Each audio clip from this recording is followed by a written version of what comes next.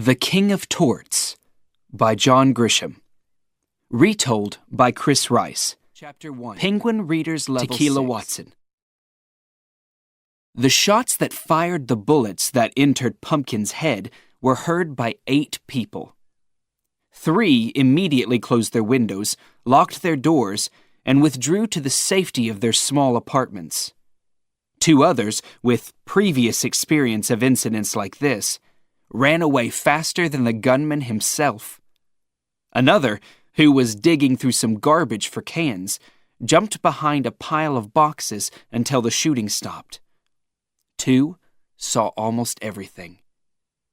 They were sitting at the corner of Georgia Street and Lamont Street in front of a grocery store, half hidden by a parked car so that the gunman, who glanced around briefly before following Pumpkin into the alley, didn't see them. Both told the police that they saw the boy with the gun reach into his pocket and pull it out. A second later, they heard the shots, though they didn't actually see Pumpkin get hit. But they did see the boy with the gun rush out of the alley and run straight in their direction. He ran bent at the waist with a scared and guilty look on his face. When he passed them, he was still holding the gun, which, for one terrifying second, he seemed to point at them. Keeping their heads down, both of them crawled as quickly as they could into the grocery store and shouted for someone to call the police. There had been a shooting. 30 minutes later, the police received a call that a young man matching the description of Pumpkin's killer had been seen carrying a gun in open view on 9th Street and acting very strangely. The police found their man an hour later. His name was Tequila Watson, a black male aged 20 with the usual drug-related police record. No family, no address. The last place he had been sleeping was a rehab unit on W Street. He had thrown away the gun and had also thrown away the cash or drugs he must have stolen from Pumpkin because his pockets were empty. The police were certain that Tequila hadn't been affected by drink or drugs when he shot Pumpkin. After a few quick, rough questions, he was handcuffed, pushed into the back seat of the police car, and taken back to the alley near Lamont Street where he had killed Pumpkin. "Ever been here before?" one policeman asked. Tequila said nothing, just stared at the pool of fresh blood on the dirty ground.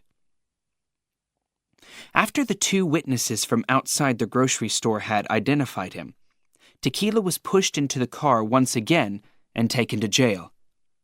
He was charged with murder and sat quietly in a crowded cell, saying nothing to anyone, just staring at the floor. Pumpkin's mother, Adelpha Pumphrey, was sitting behind a desk just inside the basement entrance of a large office building on New York Avenue, watching the security screens. She was a large woman in a tight brown uniform, a gun on her waist, an empty look on her face. The policeman who approached her had visited her many times before. They gave her the news, then found her boss. In a city where young people killed each other every day, every mother knew many others who had lost their children, and every mother knew that she could lose hers at any time. The mothers had watched the other mothers survive with horror. As Adelpha Pumphrey sat at her desk, with her face in her hands, she thought of her son and his lifeless body being inspected by strangers somewhere in the city at that moment. She cried for her baby and swore revenge on whoever had killed him. Adelpha went to court to watch her son's killer being formally charged. The police told her that it would be a quick, routine matter. The killer would plead not guilty and ask for a lawyer. She was in the back row, with her brother on one side and a neighbor on the other, crying into a damp handkerchief. She wanted to see the boy. She also wanted to ask him why, but she knew she would never get the chance. They brought the criminals into the courtroom like cattle at a market. All were black, all wore orange prison suits and handcuffs, and all of them were young. In addition to his handcuffs, Tequila had chains on his wrists and ankles because his crime had been especially violent, though he looked fairly harmless now. Adelpha stared at the thin boy in the orange prison suit and wondered where his mother was, how she had raised him, if he had a father, and, most important, why he had killed her son. Drugs weren't involved in the killing, but she knew better. Drugs were involved in every layer of street life. "Tequila Watson," a court official announced at last. The prisoner was helped to his feet by another official and moved slowly forward. "Mr. Watson, you are charged with murder," the judge said loudly. "How old are you?" 20, Tequila said, looking down. After the reading of the charge, the courtroom had gone quiet. The other criminals looked at Tequila with admiration. The lawyers and policemen were curious. "Can you afford a lawyer?" "No. I didn't think you could," the judge said quietly to himself, and looked at the defense table where usually many PDs, the badly paid lawyers from the Office of the Public Defender, were waiting to defend the poor. At that moment, however, there was only one: Clay Carter. He had come into the courtroom to pick up a few papers and realized, with horror, that the judge was looking at him. "Mr. Carter?" the judge said. Clay swallowed hard. A week earlier, he had finished a murder case which had lasted for almost 3 years, and he didn't want to defend another one. But he was the only PD in the room, and he couldn't show weakness and refuse to accept a case, especially with policemen and prosecuting lawyers watching. He walked calmly to the bench, took the file from the judge, quickly looked through it, and said, "We'll plead not guilty, Your Honor." "Thank you, Mr. Carter. And you'll be this man's lawyer?" "For now, yes." Clay was already planning to unload this case on someone else at the OPD. The judge thanked him again and began looking for the next file. Clay, meanwhile, sat next to Tequila Watson at the defense table and got as much information from him as the young man was willing to give, which was very little. Clay promised to visit the jail the next day for a longer interview. Then, grabbing his old, scratched briefcase, he hurried away. If Clay Carter had ever been attracted to a career in the OPD, he couldn't now remember why. He had been a PD for almost exactly 5 years, and at the age of 31, he felt tired and exhausted. He was trapped in an office that he was ashamed to show his friends, wanted to leave but didn't know how, and now had another senseless murder case to defend. In the elevator, he cursed himself for his bad luck and stupidity, and promised himself that he would leave and find a better job as soon as he could. The same promise that he had made to himself every day for the last 5 years. The OPD had 80 lawyers, all working in 2 small, airless floors of the District of Columbia Public Services Building on Mass Avenue. There were about 40 low-paid secretaries and 36 paralegals scattered around the jungle of tiny offices. The director was a woman named Glenda, who spent most of her time locked in her office because she felt safe in there. The beginning salary for an OPD lawyer was $36,000. Raises were small and infrequent. The workloads were enormous because the city was losing its war on crime. Like most of the other PDs, Clay Carter had never planned to work for the OPD. When he had been in college and then law school, his father had had a law firm in Washington, D.C. Clay had worked there part-time for years and had had his own office. The future had looked wonderful in those days, father and son litigating together as the money poured in. But the firm had gone bankrupt during Clay's last year at law school, his father had left town, and Clay had become a public defender. 5 years later, he still wondered what had gone wrong. He threw the Tequila Watson file onto the neat desk in his tiny, windowless office and wondered how he might unload it onto someone else. He was tired of the tough cases and all the other garbage that was thrown at him as an underpaid PD. He decided to call Rebecca, his longtime girlfriend, who reminded him that the following day was her mother's birthday. "My parents have invited us both to dinner at the club," she informed him. 7 o'clock. Coat and tie. A bad day just got worse. After the short phone call, he stared miserably at Rebecca's photo on his desk and thought he would rather have dinner with Tequila Watson about his 4-year romance with Rebecca and how much he hated her rich, aggressive parents. His closest friend at the OPD, Paulette Toulouse, appeared in the doorway. "Bad luck," she said, smiling in the direction of the file on his desk. "Another murder case?" "What are my chances of getting rid of it?" he said. "Almost impossible. Who are you going to give it to?" "I was thinking of you." "Sorry. I have 2 murder cases already. I heard the prosecutors talking. Another street killing, but no apparent motive." "There's always a motive.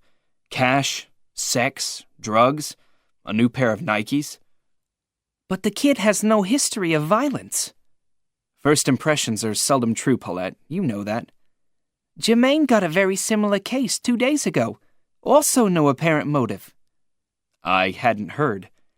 "You might try him. He's new and ambitious, and who knows, you might be able to unload it on him." "I'll do it right now." Jermaine wasn't in, but Glenda's door, for some reason, was slightly open. Clay went in and asked Glenda if she could assign the Tequila Watson case to another PD. "Who do you want to give it to, Mr. Carter?" she asked him. "I don't really care. I just need a break." She leaned back in her chair and began chewing the end of her pen. "We'd all love a break, Mr. Carter, wouldn't we?" "Yes or no?" "Move it if you can, but I'm not going to reassign it." "Okay, but what about a higher salary?" "Next year, Mr. Carter. Next year." Clay returned to his office to look again at the Tequila Watson file. They called it the Criminal Justice Center, but it was really just a big jail. A guard led Clay down the hall to a long room divided by a thick sheet of unbreakable glass. He pointed to a chair, and Clay sat down and waited for Tequila Watson to appear on the other side of the glass. As he was looking through his papers, the guard whispered in his ear, "Your boy had a bad night. He jumped on a kid at 2 o'clock this morning and almost beat him to death. It took 6 of our guys to pull him away. He's a mess." "Tequila?" Carter was surprised. "Watson, that's him. He put the other boy in the hospital. Expect additional charges." "Are you sure?" Clay asked. "It's all on video." They both looked up as Tequila was brought to his seat on the other side of the glass by 2 guards, each holding an elbow. He was handcuffed and, although prisoners usually had their handcuffs removed when they talked to their lawyers, Tequila's handcuffs weren't taken off. He sat down. The guards moved away but remained close. Tequila's left eye was swollen shut with dried blood in both corners. The right one was open, but it was bright red. There was a bandage around his head and some sticky tape on his chin. His lips and jaw were so swollen that Clay wondered at first whether he had the right phone receiver and motioned for Tequila to do the same. "The police tell me you started a fight with another kid last night and put him in the hospital. Is that true?" Tequila nodded. "Did you know the kid?" "No." "So why did you attack him?" "I don't know," Tequila answered, the words slow and painful. Further questions revealed that the other boy had been asleep when Tequila attacked him for no reason. Clay wrote a few things down in his notebook and looked up again. "They say you killed a boy, shot him 5 times in the head." The swollen head nodded slightly. "His name was Ramon Pumphrey, also known as Pumpkin. Did you know the guy?" "Yes, I used to buy drugs from him." "How long ago?" "A couple of years." "Did you shoot him?" Clay's voice was almost a whisper. The guards were asleep, but this wasn't a question that lawyers usually ask their clients, especially not at the jail. "I did," Tequila said softly. 5 times? "I thought it was 6. Why did you do it? Was it a drug deal? No. Girl trouble? No. Clay took a deep breath. Do you fight a lot? Not anymore. I had a fight once with Pumpkin when I was 12 years old. Did you see Pumpkin often? Not much. Maybe twice a year. When you saw him 2 days ago, did you argue? Help me here, Tequila. I'm working too hard for details. We didn't argue. Why did you go into the alley? Tequila put down the receiver and began moving his head backward and forward very slowly. He was obviously in some pain. When he picked up the receiver again, he said, I'll tell you the truth. I had a gun and I wanted to shoot somebody. Anybody, it didn't matter. I left the camp and just started walking, going nowhere looking for somebody to shoot. When I saw Pumpkin, I took him into an alley and shot him. I don't know why. I just wanted to kill somebody. What is the camp? Clay asked. A rehab place. That's where I was staying. How long had you been there? 115 days. No drugs or anything for 115 days? That's right. Not even when you shot Pumpkin? Not then, not now. Did you ever shoot anybody before? No. Where did you get the gun? Stole it from my cousin's house. How did you get out of the camp? After 100 days, they let you out for 2 hours. So, you walked out of the camp, went to your cousin's house, stole a gun, and shot Pumpkin for no reason. That's exactly what happened, Tequila nodded. Then, while Clay was pulling some papers out of his briefcase, he asked, What's going to happen to me? We'll talk about it later. When can I get out? It might be a long time. Chapter 2. The Van Horns. 2 hours after his conversation with Tequila Watson, Clay parked his Honda Accord directly in front of Deliverance Camp, an old building in a dangerous part of the city, just opposite an old gas station where drug dealers regularly did business.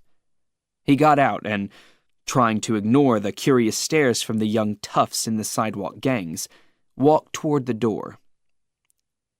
There's not another white face within 2 miles of here, he thought as he pushed the bell. After a long wait, during which the young people in the street crowded around him, staring and laughing at him, the door opened and Clay found himself in a large windowless reception area of cement floors, stone walls, and metal doors. The receptionist showed him into the small, disorganized office of Talmadge X, Tequila Watson's counselor at Deliverance Camp. Clay showed Talmadge X the documents relating to Tequila Watson's case. Did you know about the shooting? Clay asked when Talmadge X had finished looking at them. Not till you called an hour ago. We knew he left on Tuesday and didn't come back. We knew something was wrong, but then we expect things to go wrong. Tell me what happened. Clay gave Talmadge X the details of what Tequila had told him 2 hours earlier. When Clay had finished, Talmadge X calmly asked, What can I do? I'd like to see his file. He's given me his permission. The file was already lying on the desk. Later, Talmadge X replied, putting his hand on top of the file. I need to look at it first. But tell me what you want to know. Clay wanted to know about Tequila Watson's background, and Talmadge X told him about the boy's mother, who had died when he was 3, and his life on the streets, in and out of court and homes for young offenders. He then told Clay about Deliverance Camp. We get the hard cases, the serious addicts. We lock them up for months. There are 8 counselors here, and we were all drug addicts in the past. 4 of us are now church ministers. I served 13 years for drugs and robbery. Then I found Jesus. Tequila was on drugs for years. At 18, he went to jail for 4 months for stealing from a shop. Another 3 months last year for possessing dangerous drugs. Not a bad record for one of us. Nothing violent.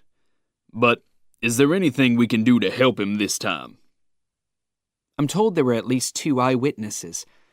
I'm not optimistic. Sounds like life imprisonment. But that's not the end of the world for us, you know, Mr. Carter. In many ways, life in prison is better than life on these streets. The sad thing is, Tequila was one of the few who might have succeeded in life. Why is that? The kid has a brain. When we got him off drugs and he was healthy again, he felt so good about himself. He learned to read and he liked to draw. I don't understand his motive for this killing, Mr. Clay. Tell me why. I can't. You tell me. You've known him for the last 4 months. No history of violence or guns, no love of fighting. He sounds like the perfect patient. You've seen it all. You tell me why. I've seen everything, Talmadge said, his eyes even sadder than before. But I've never seen this. The boy was afraid of violence. Tequila was one of the weak ones here. I can't believe he'd shoot someone for no reason. And I can't believe he'd jump on a guy in jail and send him to the hospital. I just can't understand it. There was a long pause and Clay stood up. I'll be back tomorrow for the file, he said. What time? After 10 o'clock, Talmadge said. I'll walk you to your car. It's not necessary, Clay replied, but he was privately delighted with the counselor's offer. When Talmadge appeared at the door with Clay, the gang of youths scattered in all directions, and Clay was able to drive away unharmed, but secretly fearing his return the following day. Clay parked his old Honda Accord in a distant lot behind some tennis courts and walked toward the clubhouse of the Potomac Country Club, straightening his tie and complaining angrily to himself. He hated the place. Hated it for all the stupid people who were members. Hated it because he couldn't join. And hated it because the Van Horns loved it and they wanted him to feel like an outsider. For the 100th time that day, as every day, he asked himself why he had fallen in love with a girl whose parents were so unbearable. If he had a plan, it was to run away with Rebecca and move to New Zealand, far from the OPD, and as far away as possible from her family. Clay said hello to Mrs. Van Horn, wished her a happy birthday, and gave Rebecca a nervous kiss on the cheek. "Where's Mr. Van Horn?" he asked, hoping he was stuck out of town or, even better, in the hospital with a serious illness. "He's on his way," Rebecca said. "He spent the day in Richmond, meeting with the governor," added Mrs. Van Horn. Clay felt like saying, "You win! You win! You're more important than I am!" "What's he working on?" he asked politely, trying to sound interested. "Political stuff," Barbara said. She probably didn't know what her husband and the governor had been discussing. She probably didn't even know how much her husband had in the bank. She knew what day she played cards with her friends, and she knew how little money Clay earned, but most other details were left to Bennett. A few minutes later, Bennett arrived in a rush, full of insincere apologies for being late. He gave Clay a friendly pat on the back and kissed his girls on the cheeks. "How's the governor?" Barbara asked, loud enough for the diners across the room to hear. "Great! He sends his best wishes. The president of Korea is in town next week, and we've been invited to a black tie party at the governor's house." This, too, was offered at full volume. He pulled a collection of cell phones from his pocket, lined them up on the table, turned to his daughter and said, "You look tired, honey. A tough day?" "Not bad." Rebecca's tiredness was a favorite topic between her parents. They felt she worked too hard. They felt she shouldn't work at all. She was almost 30, and it was time to marry a fine young man with a well-paid job and a bright future so she could have their grandchildren and spend the rest of her life at the Potomac Country Club. Over dinner, Bennett said, with his mouth full, "While I was down in Richmond, I had lunch with my close friend, Senator Ian Ludkin. You'd really like the guy, Clay. He's a perfect Virginia gentleman. Anyway, I told him about you. A hard-working, bright young lawyer, Georgetown Law School, a handsome young man with real character, and he said he was always looking for new talent. He said he has an opening for a staff attorney. I said that maybe you'd be interested, and I'd tell you about it. What do you think? I think I'm being trapped, Clay thought. Rebecca was staring at him, watching closely for the first reaction. That's interesting, he said with some sincerity.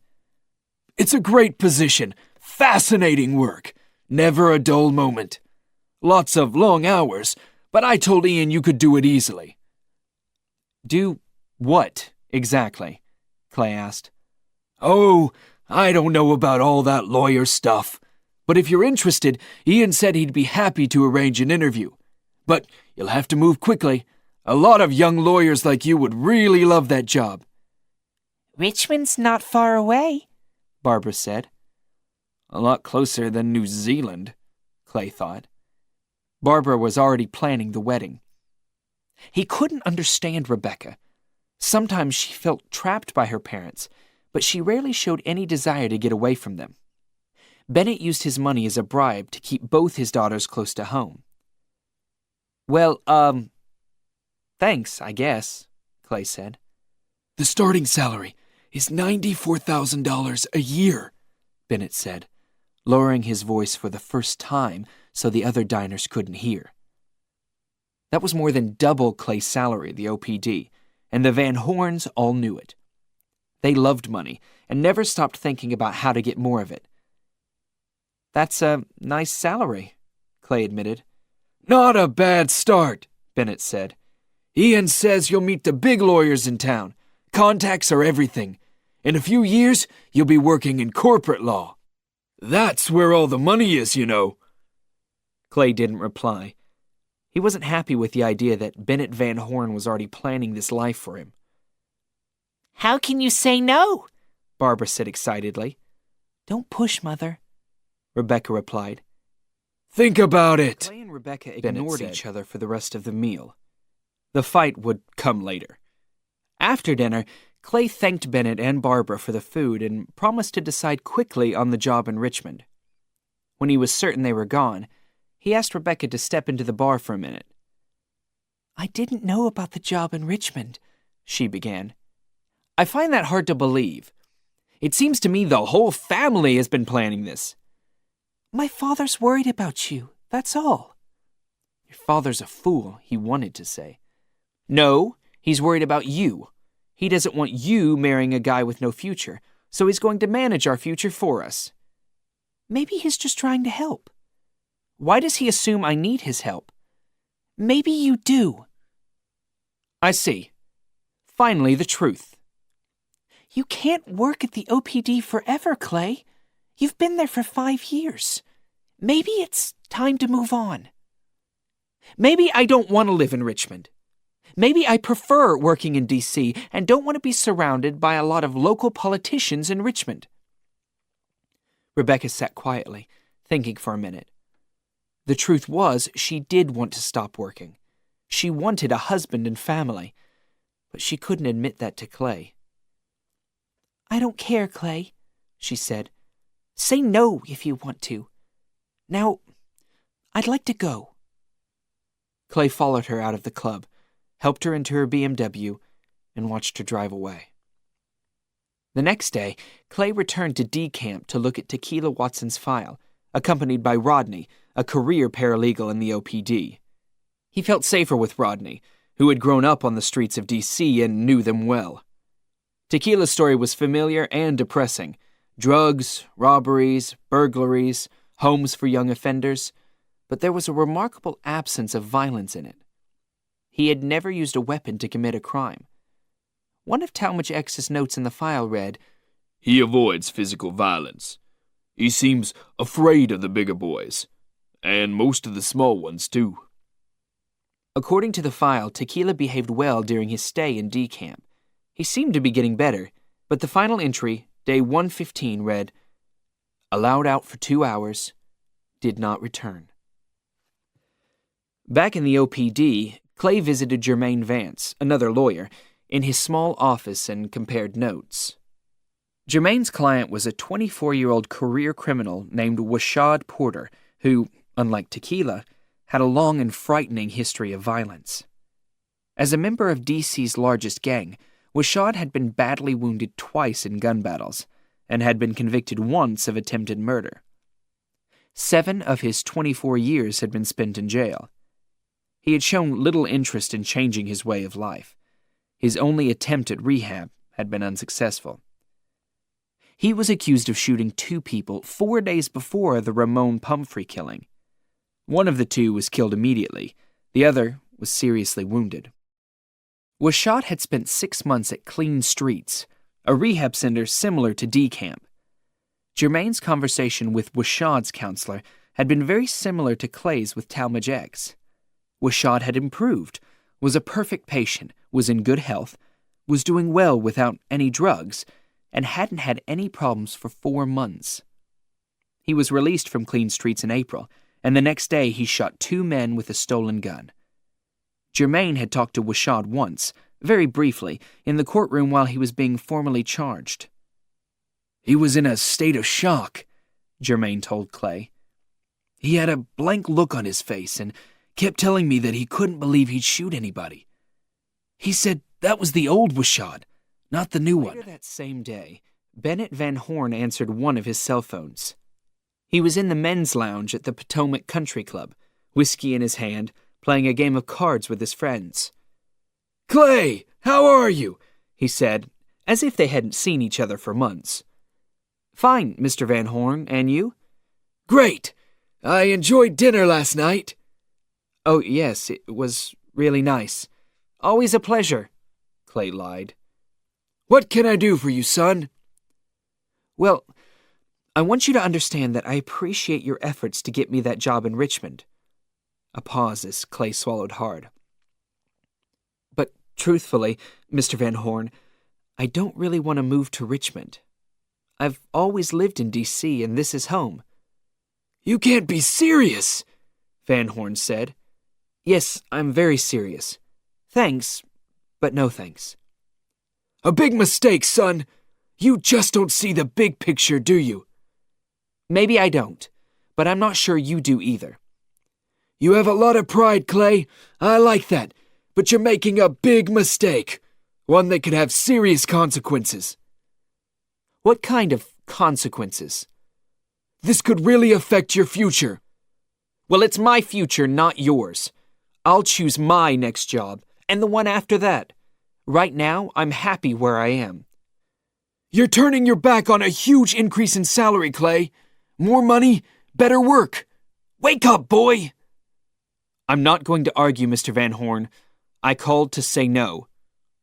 "You're a loser, Clay. You know that? I've known it for some time. You're a coward with no ambition, no intelligence." Clay put the phone down with a smile, proud that he had made the great Bennett Van Horn so angry.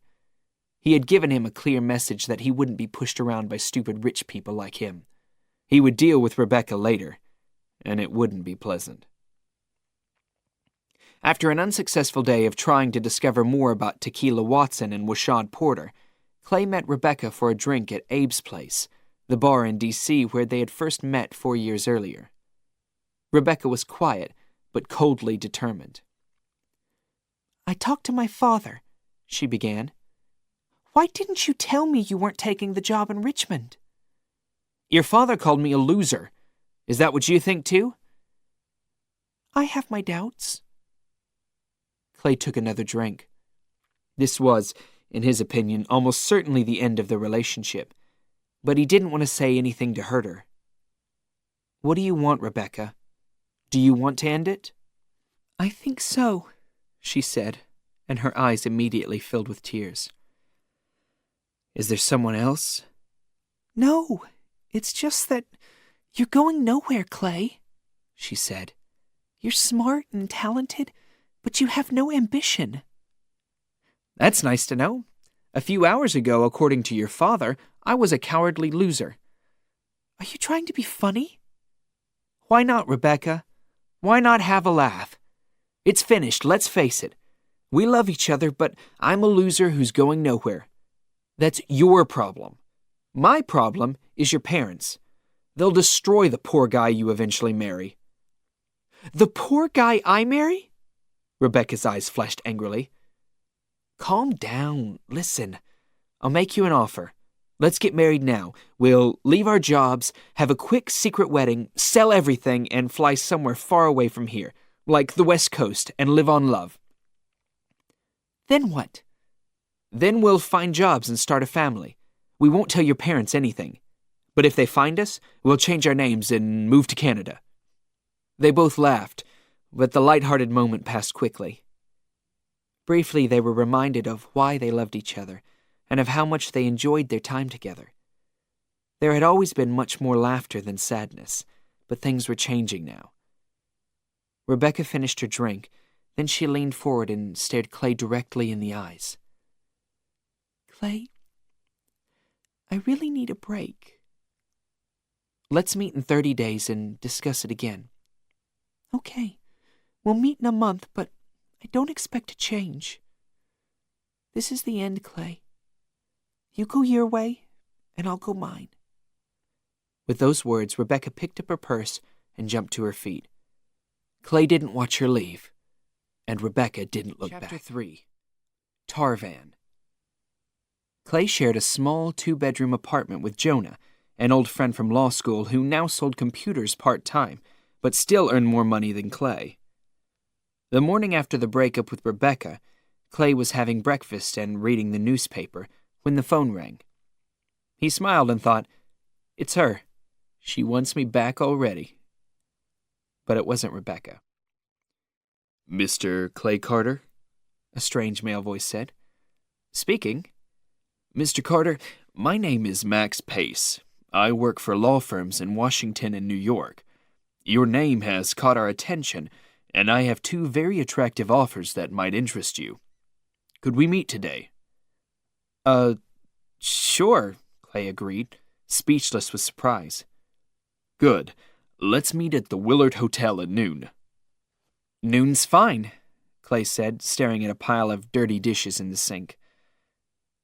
Clay put down the phone, wondering whether someone was playing a joke on him. Or maybe it was his father.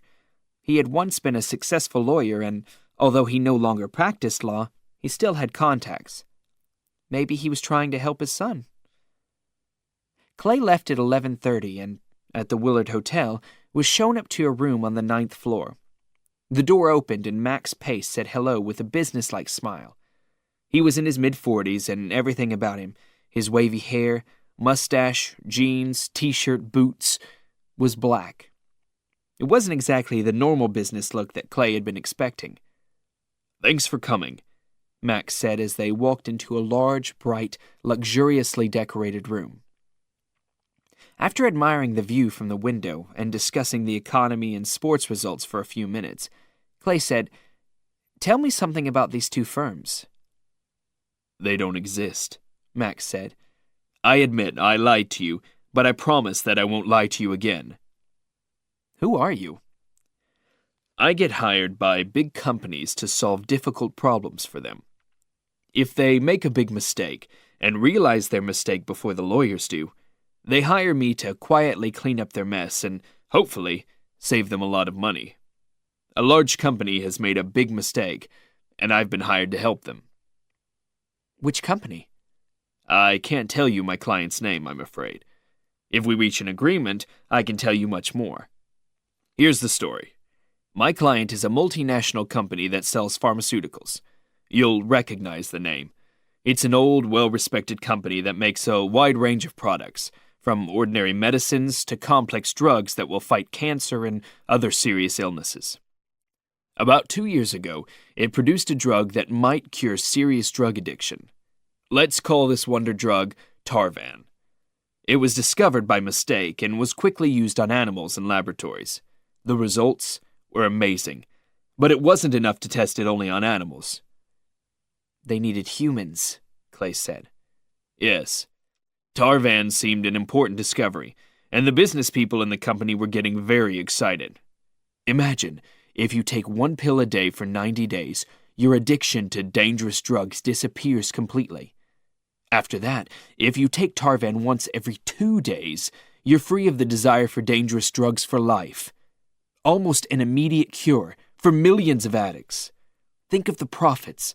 Think of the lives that would be saved, the crimes that would not be committed, the families that would stay together. The business people wanted Tarvan on the market as soon as possible, but first, they had to test it on humans. They chose 3 places: Mexico City, Singapore, and Belgrade, and, pretending to be an international aid organization, they built rehab centers, which were really secure places where the addicts could be completely controlled. They chose the worst addicts they could find and began using Tarvan on them. Human laboratories, Clay said. Far away from the American tort system and the American newspapers. It was an excellent plan, and the drug performed beautifully. After 30 days, Tarvan killed the desire for dangerous drugs. After 60 days, the addicts seemed happy, and after 90 days, they had no fear of returning to the streets. 90% stayed on Tarvan and were cured of the need for dangerous drugs. Only 2% became addicts again. And the other 8%? They became a big problem, but my client didn't know how serious it would be. The company could smell billions of dollars in profit, and there was no competition. Its big mistake was to bring the experiments here. My client wanted to test Tarvan on people in the U.S. And? In about 8% of the patients, something goes wrong. Tarvan makes them killers. After about 100 days, something happens in their brain, and they feel a mysterious but irresistible desire to kill. It makes no difference if they have a violent history or not. Tarvan turns 8% of the patients into murderers. They stopped using Tarvan in rehab centers here 6 days ago. The centers in Mexico City, Singapore, and Belgrade were closed down immediately. All experiments have been forgotten. All papers have been destroyed. My client has never heard of Tarvan. We'd like to keep it that way. How many murders have there been because of Tarvan here in D.C.? Clay wanted to know, thinking about Tequila Watson and Washad Porter. 5 people in D.C. have been killed by addicts on Tarvan. Possibly 6 if Washad Porter's second victim dies. We know who they are, how they died, who killed them, everything. We want you to represent their families. If you can persuade them to sign their names, we'll pay them money. In this way, things can be dealt with quickly, quietly, with no lawsuits, no publicity, and no more problems for my client.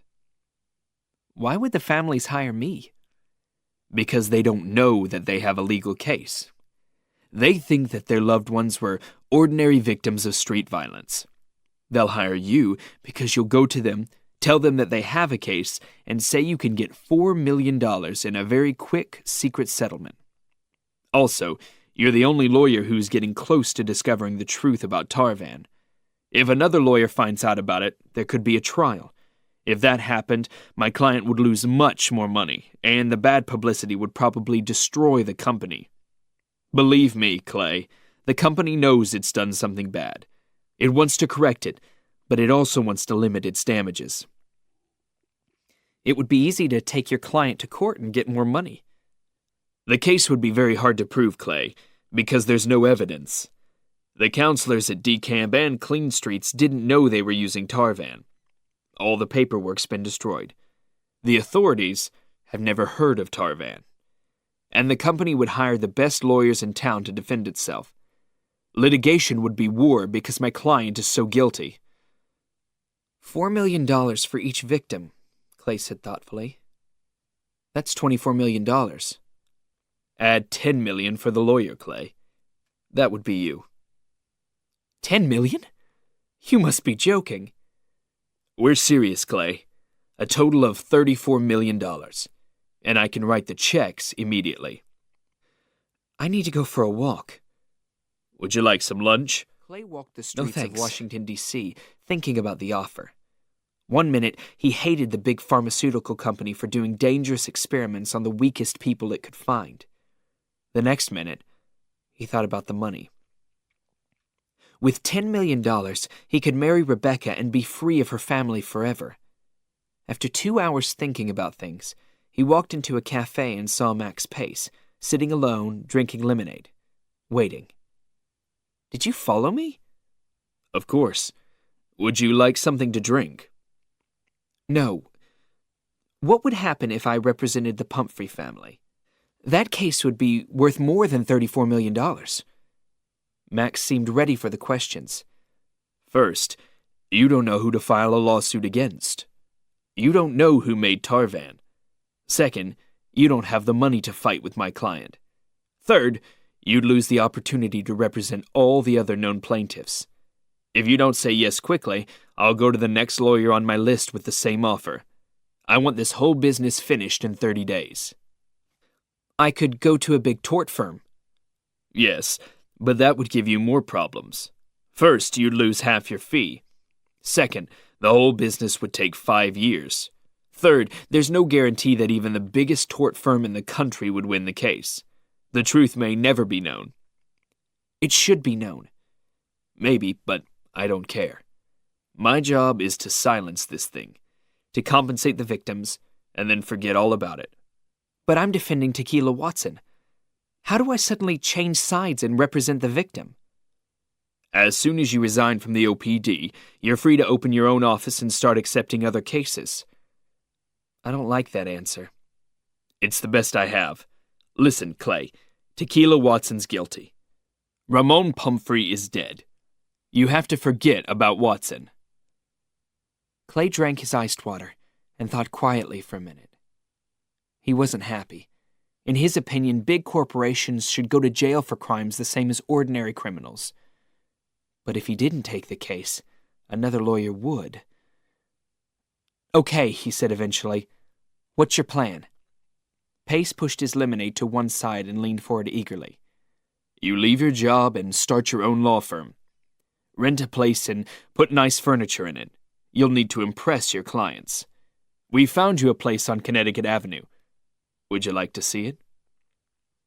The office was on the 4th floor of a high, modern glass and metal building on Connecticut Avenue, an expensive, high-class area of Washington, D.C. Expensive carpet was being put down and the walls were being painted. The office can be finished in a few days, Pace said as he and Clay stood at a window and watched the traffic below. You can open your new business in less than an hour. Choose a bank, open your accounts. By next Wednesday, you can be sitting here behind an expensive desk running your own law firm. What about my staff? I'll need other lawyers. Your friends Rodney and Paulette. They know the city and its people. Hire them, pay them 3 times what they're earning now, and give them nice offices down the hall. They can talk to the families. We'll help. A short time later, Clay said goodbye to Max and went for another long walk.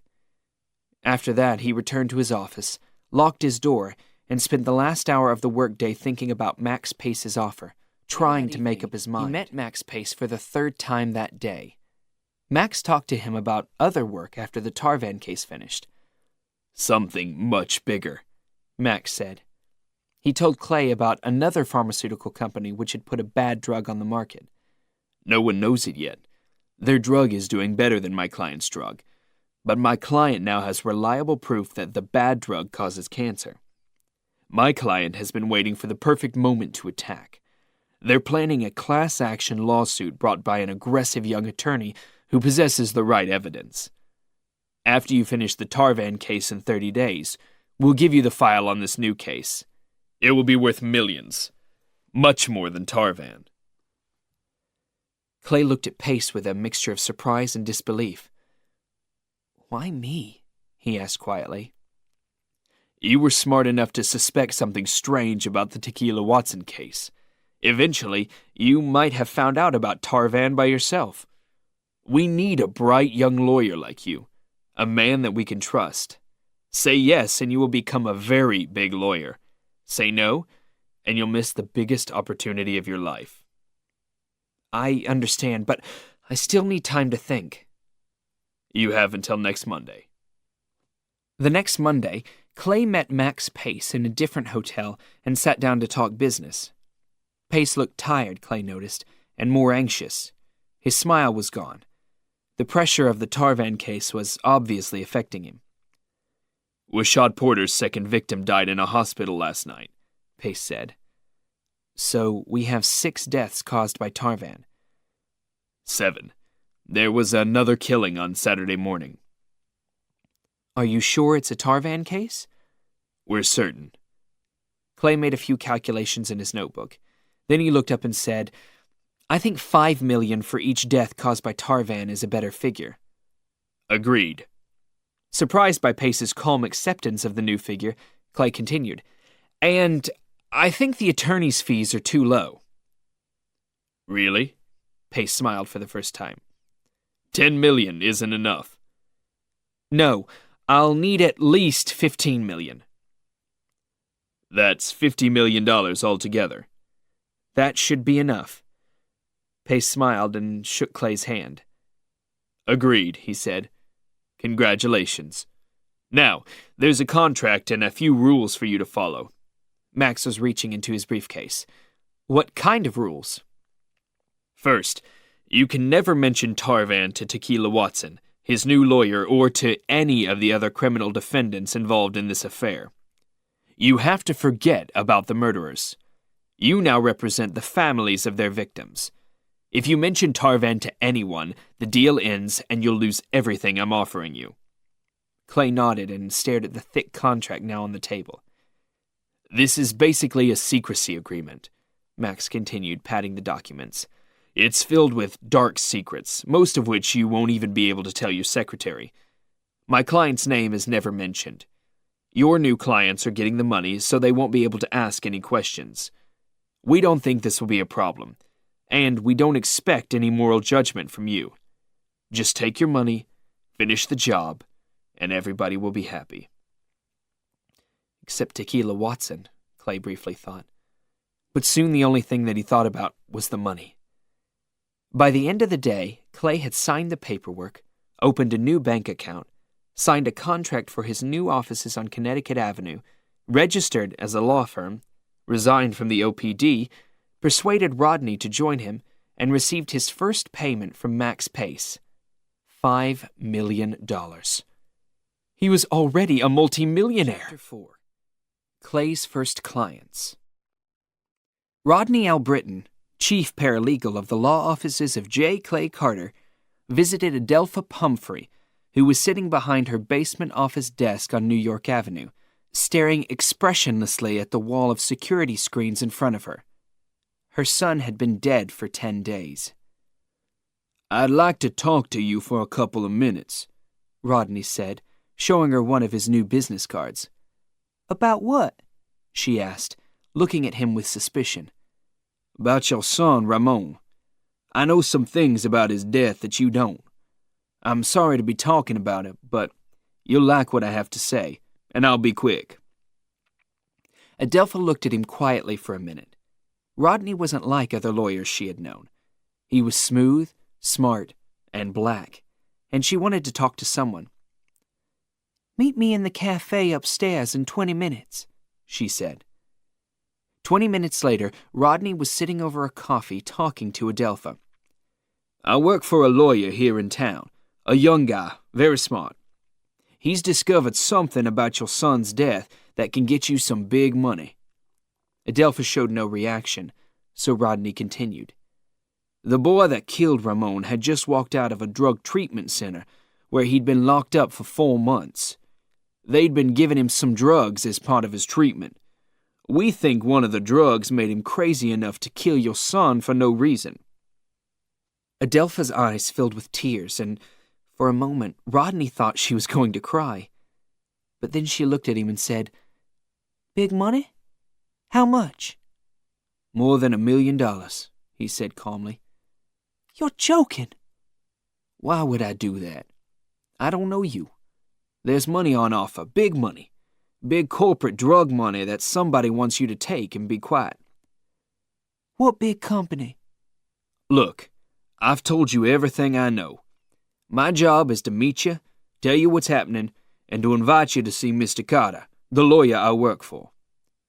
A white guy? Yes, and a good guy, too. I've worked with him for 5 years. You'll like him, and you'll like what he has to say. Okay, she agreed. One important thing, Rodney said, handing her his card and talking almost in a whisper. This will work only if you keep quiet. It's a big secret. If you do what Mr. Carter advises you to do, you'll get more money than you ever dreamed of. But if people hear about it, you'll get nothing. Clay had persuaded 2 more people from the OPD to join him in his new law firm. Miss Glick, the very efficient secretary, and his old friend Paulette Toulouse, who was happy to be earning $200,000 a year instead of only $40,000. In addition to these, he had also hired his roommate, Jonah, who had passed his law exam at the 5th attempt, but had never practiced law. After a long discussion with Paulette, Adelpha Pumphrey, the new law firm's very first client, was led down a long hall that smelled of fresh paint to meet Clay, who greeted her warmly and welcomed her into his large new office. His tie was loose, his sleeves were rolled up, and his desk was covered with files and papers, giving the impression that he had many other cases to deal with. I recognize you, Adelpha said. Yes, I was in court when your son's murderer was formally charged. The judge wanted me to defend him, but I didn't want to. I got rid of the case, and now I'm working for the other side. You're probably confused by all this, but it's actually quite simple. He sat on the corner of his desk and told her his version of the big bad drug company. Adelpha listened quietly, not sure what to believe. Clay finished his story by saying, "They want to pay you a lot of money immediately." Who exactly is they? The drug company, but you'll never know its true identity. That's part of the deal. You and I, lawyer and client, must agree to keep everything a secret. Adelpha thought for a moment, then asked softly, How much money? $5 million. She covered her eyes and began to cry. Pace's list of victims stopped at 7. The first on his list, Ramon Pumphrey was 6th, had been a college kid from Bluefield, West Virginia, who had been shot dead as he was walking out of a Starbucks coffee shop. Clay made the 5-hour journey there in his brand-new black Porsche Carrera and parked in front of a small, sad-looking one-floor house. The dead student's mother let him in and offered him tea and cookies. Clay sat on a sofa in a room with pictures of the dead son everywhere and waited for the father, an insurance salesman, to arrive home. He then presented his case to them, as much of it as possible. They asked him several questions. How many others died because of this drug? Why can't we go to the authorities? Shouldn't we tell the newspapers? But Clay was ready for them all. If you can't tell me the real name of the company, then I won't accept the money, the father said at one point. I don't know the real name, Clay replied. Like all victims, they had a choice. They could get angry, ask questions, demand justice, or they could quietly take the money. The parents were very confused. During the afternoon and into the evening, they experienced all kinds of emotions, but just after 10 p.m., Clay finally persuaded them to sign the paperwork. The last Tarvan clients to sign the documents were the parents of a 20-year-old student who had left university and had been murdered 1 week later. They sat in Clay's office for an hour, holding hands tightly, crying as they talked about their daughter. Eventually they signed the paperwork, and Paulette and Miss Glick accompanied them out of the office and to the elevators where, after a tearful goodbye, the doors closed. Clay's little team met in the conference room and talked quietly for a moment, grateful that there were no more widows and grief-filled parents to interview. Some very expensive drink had been iced for the occasion, and Clay began pouring. During the second bottle, Clay rose to speak. "I have some announcements," he said, tapping his glass. "First, the Tylenol cases are now complete. Congratulations, and thanks to you all." He had used Tylenol as a code for Tarvan, a name they would never hear. Nor would they ever know the amount of his fees. Obviously, Clay was being paid a lot of money, but they had no idea how much. "Second, we begin the celebration tonight with dinner at Citronelle." Everyone laughed and cheered. "Third, in 2 weeks, we leave for 7 days in Paris. First-class flights, luxury hotel, all expenses paid." There was more wild cheering and laughter. 7 nights in Paris! No one could believe it. A month earlier, they had all been working long hours for little money at the OPD. apart from Jonah, who had been selling computers part-time. Chapter 5. Diloft. The next day, Max Pace visited Clay in the office, which was closed for the day after the previous night's long celebrations. "You did good work, Clay," he said. "I'll transfer the rest of the money into your bank today. You're doing a great job of looking rich, but be careful. Don't create too much attention." "Let's talk about the next case." Pace sat down. "The drug is Diloft, manufactured by Ackerman Labs. It's used by sufferers of severe arthritis. It's a new drug. It works very well and patients love it. But it has two problems. First, it's made by a competitor of my client. Second, it's been linked to the creation of small tumors in the bladder. My client, the same client as Tarvan, makes a similar drug that was popular until 12 months ago, when Diloft became available. Diloft is growing fast. It's already number 2 in the market and will soon be number 1. A few months ago, my client discovered documents that prove that Ackerman Labs has known about the possible problems with Diloft for 6 months. Are you following me?" "Yes. How many people have taken Diloft?" "Probably 1 million. "What percentage get the tumors?" About 5%. "You want me to sue Ackerman Labs?" The truth about Diloft will be public knowledge very soon. There hasn't been any litigation yet, but Ackerman is getting ready. It's busy counting its money and saving it to pay the lawyers. The company has a real problem because it's borrowed too much, and now it needs cash. The value of the company is already falling, and the news about Diloft will probably destroy it completely, which is exactly what my client wants. From inside the company, we have proof that Diloft is bad, and it will have to settle. It will have no choice. But there's one small problem for us in all this. Most of the tumors don't seem to be dangerous, and they're very small. There's no real damage to the bladder. "So, the litigation will be used to shock the market?" "Yes, and of course to compensate the victims. Here's my plan. You put together a group of 50 plaintiffs and file a big lawsuit on behalf of all Diloft patients. At the same time, you put out a series of TV advertisements soliciting more cases. If you move quickly, you'll get thousands of cases. People will be scared and will phone your free number here in D.C., where you'll have at least half a dozen paralegals answering the calls. It will cost you a lot of money, but if you get, for example, 5,000 cases at $20,000 each, that's $100 million, and your share is 1/3. "That's terrible." "No, Clay. That's mass tort litigation at its finest. That's how the system works." Pace slid a thick file across Clay's desk. "There are the names and addresses of at least 1,000 possible plaintiffs in here.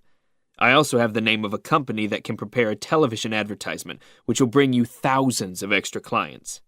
The whole thing will cost you a couple of $1 million, but you can afford it. First, you get the clients to sign contracts with your firm, which will take about 2 weeks. It will take 3 days to finish the TV advertisement, and a few days to buy the television time. You'll need to hire paralegals and put them in a rented space out in the suburbs. It's too expensive here. The lawsuit has to be prepared. You have a good staff. Everything should be done in about 30 days. My client wants the lawsuit filed in less than a month." Clay stood up and walked anxiously around the room. He didn't like the idea of soliciting clients with TV advertisements. It was unprofessional. In addition, he had never handled a lawsuit like this before. But $33 million in fees! He couldn't possibly refuse. Clay began the meeting in the conference room. He told Paulette, Rodney, and Jonah about Diloft and its disastrous side effects. "Nobody's filed a lawsuit yet, but we're going to change that. On July 2nd, we start the war by filing a class action here in D.C. on behalf of all the patients harmed by the drug. We have some names and addresses, and we start signing up those clients today. Paulette and Rodney, you'll be in charge of that. Jonah, you'll be in charge of employing half a dozen paralegals and finding space out in the suburbs for them to take calls from possible new clients." "How much is each Diloft case worth?" Paulette asked. "As much as Ackerman Labs will pay. It could be anything from $10,000 to $50,000, depending on the extent of damage to the bladder. And how many cases might we get? After the series of advertisements we'll be putting on TV, it could be several thousand. And how much are the attorney's fees? Paulette asked. The other two were watching Clay very carefully.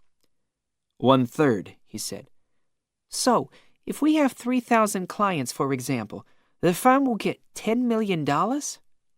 Yes, and we're going to share the fees, 10% to each of you.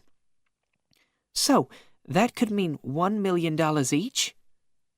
At least, Clay replied. They thought about that figure in silence for a very long time, each one imagining how they would be spending the money. For Rodney, it meant college for the kids. For Paulette, it meant a divorce from the Greek husband she had only seen once in the past year. For Jonah, it meant life on a sailboat. Clay was the first to break the silence. If we work really hard for the next year, there's a good chance we'll have the option of early retirement. Who told you about Dialoft? Rodney wanted to know. I can never answer that question, Rodney. Sorry, just trust me. And at that moment, Clay hoped that his blind trust in Max Pace wasn't foolish. On the 3rd floor of his new townhouse, Clay made his first entry into the world of mass tort solicitation. He delayed the call until almost 9 p.m., an hour when some people went to bed, especially older people, and maybe those suffering with arthritis. After a strong drink to give him courage, he dialed a number. The phone was answered on the other end by Mrs. Ted Worley of Upper Marlboro, Maryland. Clay introduced himself pleasantly as a lawyer and asked to speak to Mr. Worley. Clay heard some voices in the background, the sound of a baseball game on TV, then finally a man's voice on the phone. Who is this? Ted Worley angrily demanded. I don't like being interrupted when I'm watching baseball. I'm an attorney here in D.C., and I specialize in lawsuits against companies that manufacture harmful drugs. Okay, what do you want? We found your name on the internet as a possible user of the arthritis drug Dialoft. Can you tell me if you use this drug? Maybe I don't want to tell you. Of course, you don't have to, Mr. Worley, but the only way to discover if you're entitled to a settlement is to tell me if you're using the drug. What kind of settlement? We'll talk about that in a minute. First, I need to know if you're using Dialoft. If not, you're a lucky man. Yeah, I've been taking Dialoft. For how long? Maybe a year. It works great. Any side effects, such as blood in your urine, a burning sensation when you urinate? No. Why? The drug has been found to cause bladder tumors in some people who use it. Ackerman Labs, the company that makes Dialoft, has been trying to keep this secret. My firm represents a lot of Dialoft users. I think you should consider being tested. What kind of test? A urine test. We have a doctor who can do it tomorrow. It won't cost you anything. What if he finds something wrong? Then we can discuss your options. When the news of Dialoft comes out in a few days' time, there will be many lawsuits. My firm will lead the attack on Ackerman Labs. I'd like to have you as a client. Should I stop taking the drug? Let's do the test first. Dialoft will probably be pulled off the market later this summer. Where do I do the test? Clay gave him the name and address of a doctor that Max Pace had chosen for him. When the details were finished, Clay apologized for interrupting the baseball game and said goodbye. It was only then that he realized that his forehead was covered in sweat. Soliciting clients by phone? What kind of lawyer have I become? A rich one. 2 days later, He kept Clay telling visited himself. Ted Worley. The urine test had revealed unusual cells in the urine, a clear sign that there were tumors in the bladder. Although the operation to remove them would not be complicated, Ted Worley and his wife were extremely worried. Clay wanted to tell them that the tumors weren't dangerous, but decided to let the doctor tell them that after the operation. After Clay had explained the contract and answered their questions about litigation, Ted Worley signed the papers and became the first Dialoft plaintiff in the country. By the end of the week, Clay had signed up 3 clients with unusual cells in their urine. Rodney and Paulette, working as a team, had 7 more under contract. The Dialoft class action was ready for war.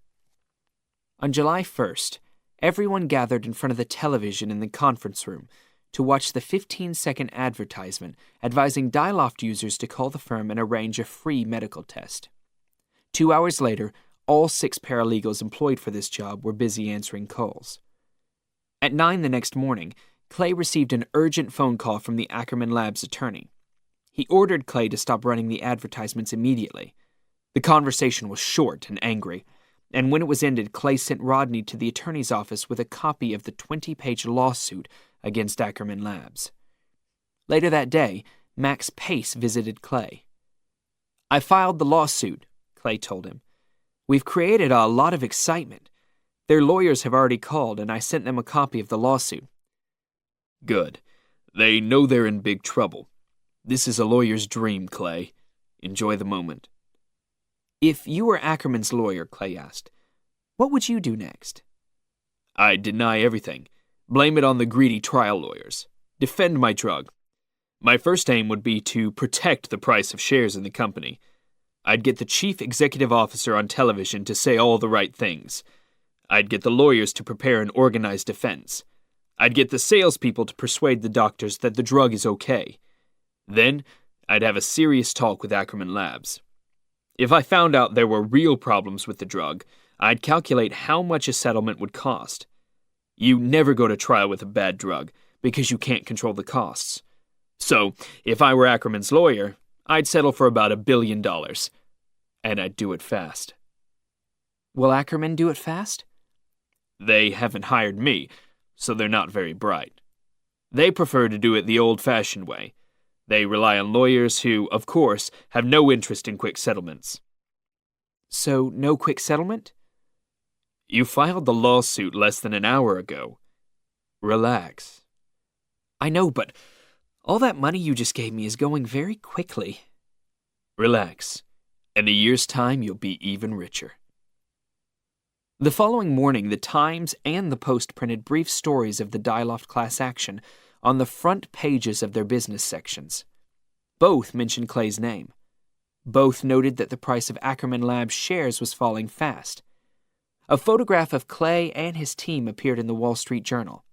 In the same newspaper, under the headline, "Young Lawyer Fights Powerful Ackerman Labs," there was an article about Clay and his amazing rise to the top as an important, successful tort lawyer. Clay gave a copy of the article to Jonah. "Put this on the internet," he said. "Our clients will love it." 6. The lawsuit against Ackerman Labs. Tequila Watson pleaded guilty to the murder of Ramon Pumphrey and was given life imprisonment. Clay saw the story and felt a little guilty.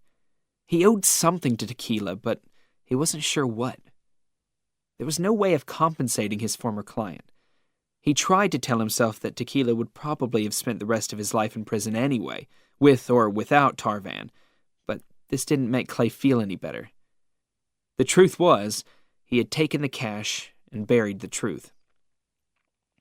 At that moment, Miss Glick rang his office with a message that soon made Clay forget his guilty feelings over Tequila Watson.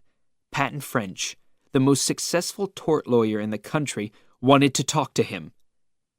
Later that day, Clay was on board Patton French's private jet at Reagan National Airport. Clay was extremely impressed.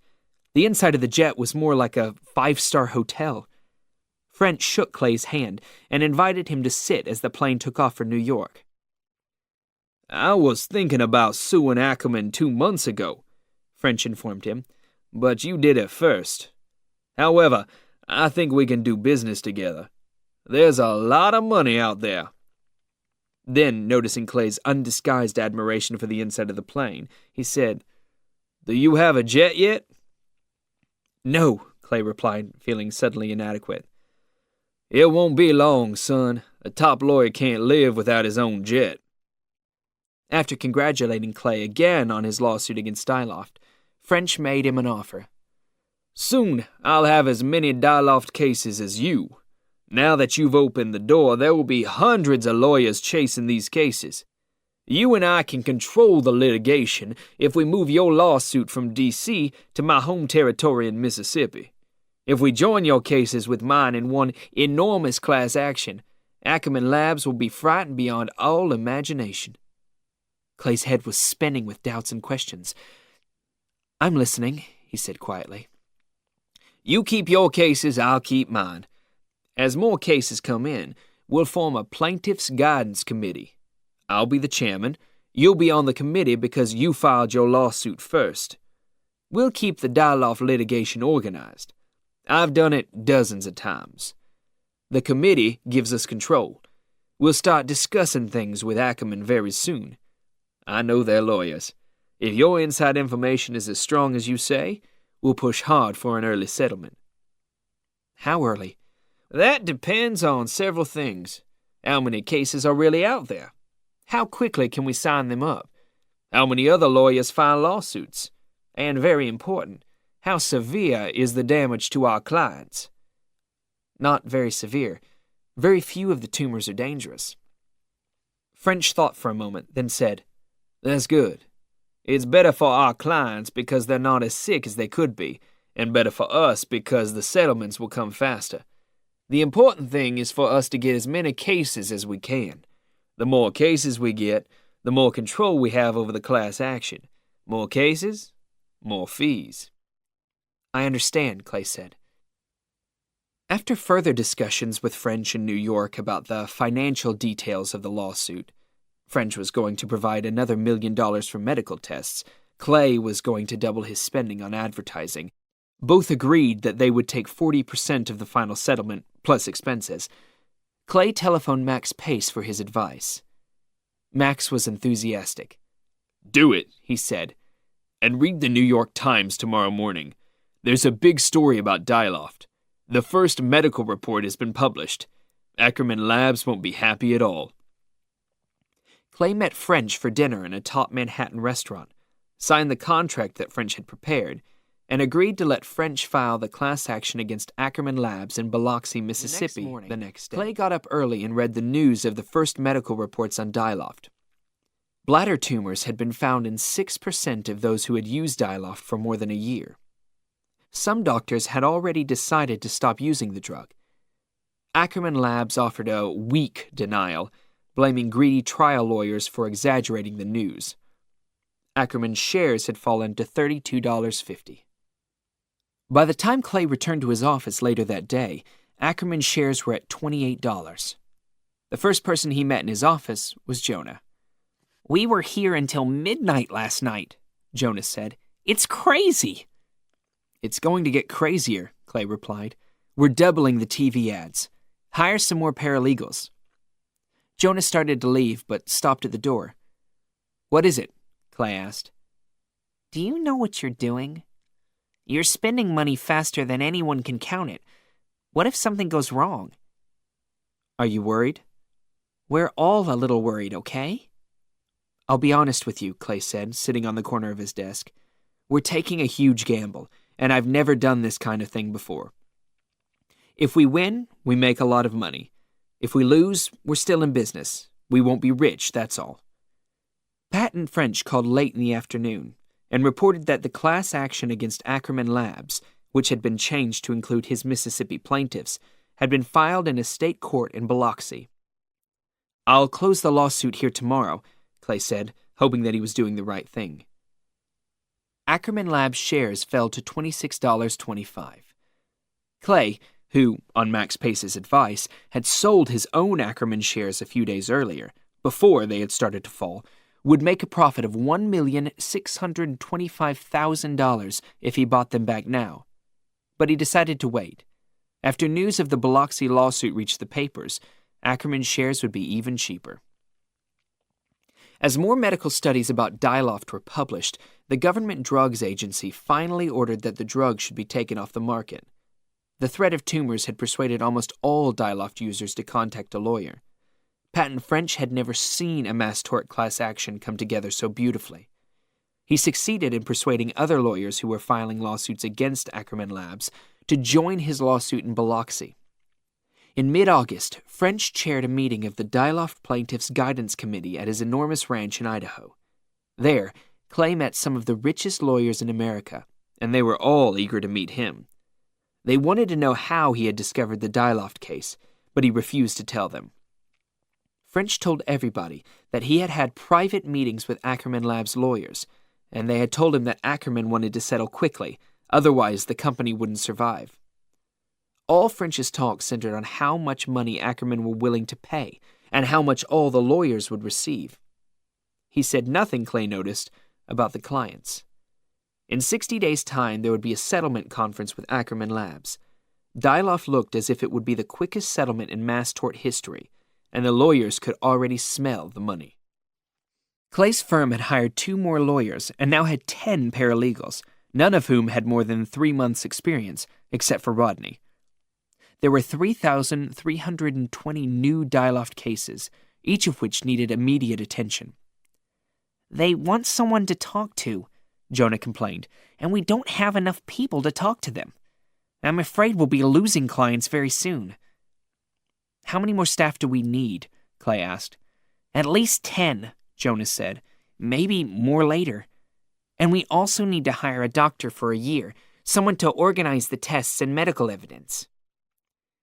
And we need 1 full-time person producing and mailing a newsletter to clients who don't use the internet," Paulette added. "Get it done," Clay agreed. Paulette looked at Jonah with a worried look. Jonah put down his notebook and looked at Clay. "Clay, we're spending huge amounts of money," he said. "Are you sure you know what you're doing?" "No, but I think so. Just trust me, okay? We're all going to make some serious money, but to do that, we have to spend some cash." "And you have the cash?" asked Paulette, who, like the others, knew nothing about the details of Clay's arrangement with Patton French. "We do," wanted a late drink with Clay in a bar in Georgetown, not far from Clay's townhouse. Halfway through the first beer, Pace started talking about Dyloff and advised Clay to buy back the shares in Ackerman Labs that he had sold a few days earlier. "Buy back as many shares as you can," he said, "and wait for their value to double." At 10 a.m. the next morning, Clay bought back his Ackerman shares at $23, making a profit of $1.9 million. With this profit, he bought another 200,000 shares. He watched the market on the internet all morning, but there was no movement in the price of the shares. At 5 p.m., a company called Philo Products announced that it would buy the rest of Ackerman's shares. As he watched the news alone on the big screen in his conference room, Clay had many questions he wanted to ask. Was Philo Pace's secret client? Was it the company that had made Tarvan? Were the Dyloff cases just an excuse to weaken Ackerman Labs so that Philo could buy it at a low price? What would happen to Ackerman Labs in the case against Dyloff now? Patton French told Clay on the phone not to worry. "This is good news. If Philo buys Ackerman Labs, they'll settle the Dyloff cases quickly and quietly. Philo hates going to court." That sounds like Tarvan, Clay thought. Rex Criddle, Clay's accountant, was worried. "Your firm is 6 months old," he said, looking up from a pile of reports on his desk. "But you're already spending $500,000 a month." "You have to spend it to make it," Clay said, calmly drinking his coffee and enjoying his accountant's discomfort. "But no money has come in for 3 months," Criddle complained. "It's been a good year." "Oh yes, $15 million in fees makes a wonderful year, but the money's going fast. You used $14,000 last month on private jet travel." "That reminds me," Clay said. "I'm thinking of buying a jet." "You can't afford one." "We'll soon have more money." "I assume you're talking about the Dyloff cases? $4 million for advertising, $3,000 a month each for the Dyloff internet site and newsletter, all these new paralegals and lawyers." "I'd prefer a Gulfstream." Clay wasn't interested in Criddle's anxieties. "It's the finest jet in the world. It would cost about $45 million. "You don't have $45 million. "You're right. But maybe I'll rent one." Criddle shook his head with a sigh of disapproval. "It's your money, I guess." The meeting between the Dyloff Plaintiffs' Guidance Committee and Ackerman Labs took place in New York City, in the dance hall of an old hotel near Central Park. 1 week earlier, the government had approved of Philo Products' purchase of Ackerman, which meant that Clay had made another profit of $6 million. Patton French did most of the talking. The Biloxi class action lawsuit had 36,700 plaintiffs. A group of lawyers in Georgia had another 5,200 clients and were threatening another class action, but French wasn't worried about them because they didn't have the important documents that he had. Clay listened, but was bored by all the figures. The only number that interested him was 5,380, which was his share of the Dyloft cases. He still had more than any single lawyer, although French himself was close with just over 5,000. After 3 hours of non-stop figures, everyone agreed on a 1-hour lunch break. After a couple of sandwiches and a glass of water, Clay went for a walk up Fifth Avenue, accompanied by Wes Salisbury, another member of the guidance committee. "I found out about another little mass tort that you might be interested in," Salisbury informed him. "I'm too busy." "I'm listening," Clay replied. "The company is in Reedsburg, Pennsylvania, and it makes the cement used by bricklayers in new home construction. It seems they're having problems with their cement. After about 3 years, it begins to break down, and when it does, the bricks start falling. It affects about 2,000 homes in the Baltimore area, and it's just beginning to get noticed." "What are the damages?" "It costs about $15,000 to fix each house." 33% of $15,000 multiplied by 2,000 equaled $10 million. Clay was getting quick with his figures. "The proof will be easy," Salisbury said. "The company knows it's made a mistake. Settlement shouldn't be a problem." "I'd like to look at it." "I'll send you the file, but don't tell anyone I told you." "Why are you telling me about it?" "It's my way of saying thank you for Dyloft. Of course, if you get the chance to return the favor someday, then it will be appreciated. That's how we tort lawyers work, Clay. We're all greedy and competitive, but a few of us try to help each other." Ackerman Labs agreed to a minimum of $62,000 for each of the 40,000 Dyloft plaintiffs, and the money would be available immediately. "Not a bad day's work," French smiled at the end of the meeting, handing Clay a printed summary of his cases and anticipated fees. $106 million. As soon as he was alone, Clay called Paulette at his office in D.C. "You've just made $10 million, he told her. After talking to Jonah and Rodney, he sat on his bed for a long time, sad with the realization that he had no one else to talk to. He thought of Rebecca and decided to call her. She answered the phone after 3 rings. "It's Clay," he said, trying to sound casual. "Hello, stranger," she said politely. "How are you?" "Fine. Busy as always. I hear things are going well for you." "I can't complain." "How's your job?" "I'm finishing in 6 more days. I'm getting married, you know." "Yes, I heard. When's the wedding?" "December 20th. "I haven't received an invitation." "I didn't send you one. I didn't think you'd want to come." "Probably not. Are you sure you want to get married?" "Let's talk about something else." "Don't do it, Rebecca! Don't marry him!" The line went dead. Clay stretched out on the bed and stared at the ceiling, still hearing Rebecca's voice, hit hard with the realization of how much he still missed her. When Ted Worley received a thick envelope from the law offices of J. Clay Carter, he immediately opened it. He had seen various news reports about the Dyloft settlement and had been waiting to collect his money from Ackerman Labs. The letter began, "Dear Mr. Worley, congratulations. Your class action claim against Ackerman Labs has been settled in the U.S. District Court for the Southern District of Mississippi. Your portion of the settlement is $62,000. According to the contract signed by you with this firm, 28% of this settlement will go on attorney's fees. In addition, $1,400 will go on litigation expenses approved by the court. You will therefore receive, as a final settlement, a total of $43,240. Please sign the enclosed agreement and return it immediately in the enclosed envelope." $43,240? Was that all he would receive from that criminal pharmaceutical company that deliberately sold a drug that had caused 4 tumors to grow in his bladder? $43,240 for months of fear and anxiety about living or dying? $43,240 for the painful surgery to remove the 4 tumors and 3 days of lumps and blood in his urine? He called Clay's law firm 6 times and left 6 angry messages on the answer machine. Finally, one of Clay's lawyers called him back. "This settlement is a joke," Mr. Worley said. $43,000 is criminal.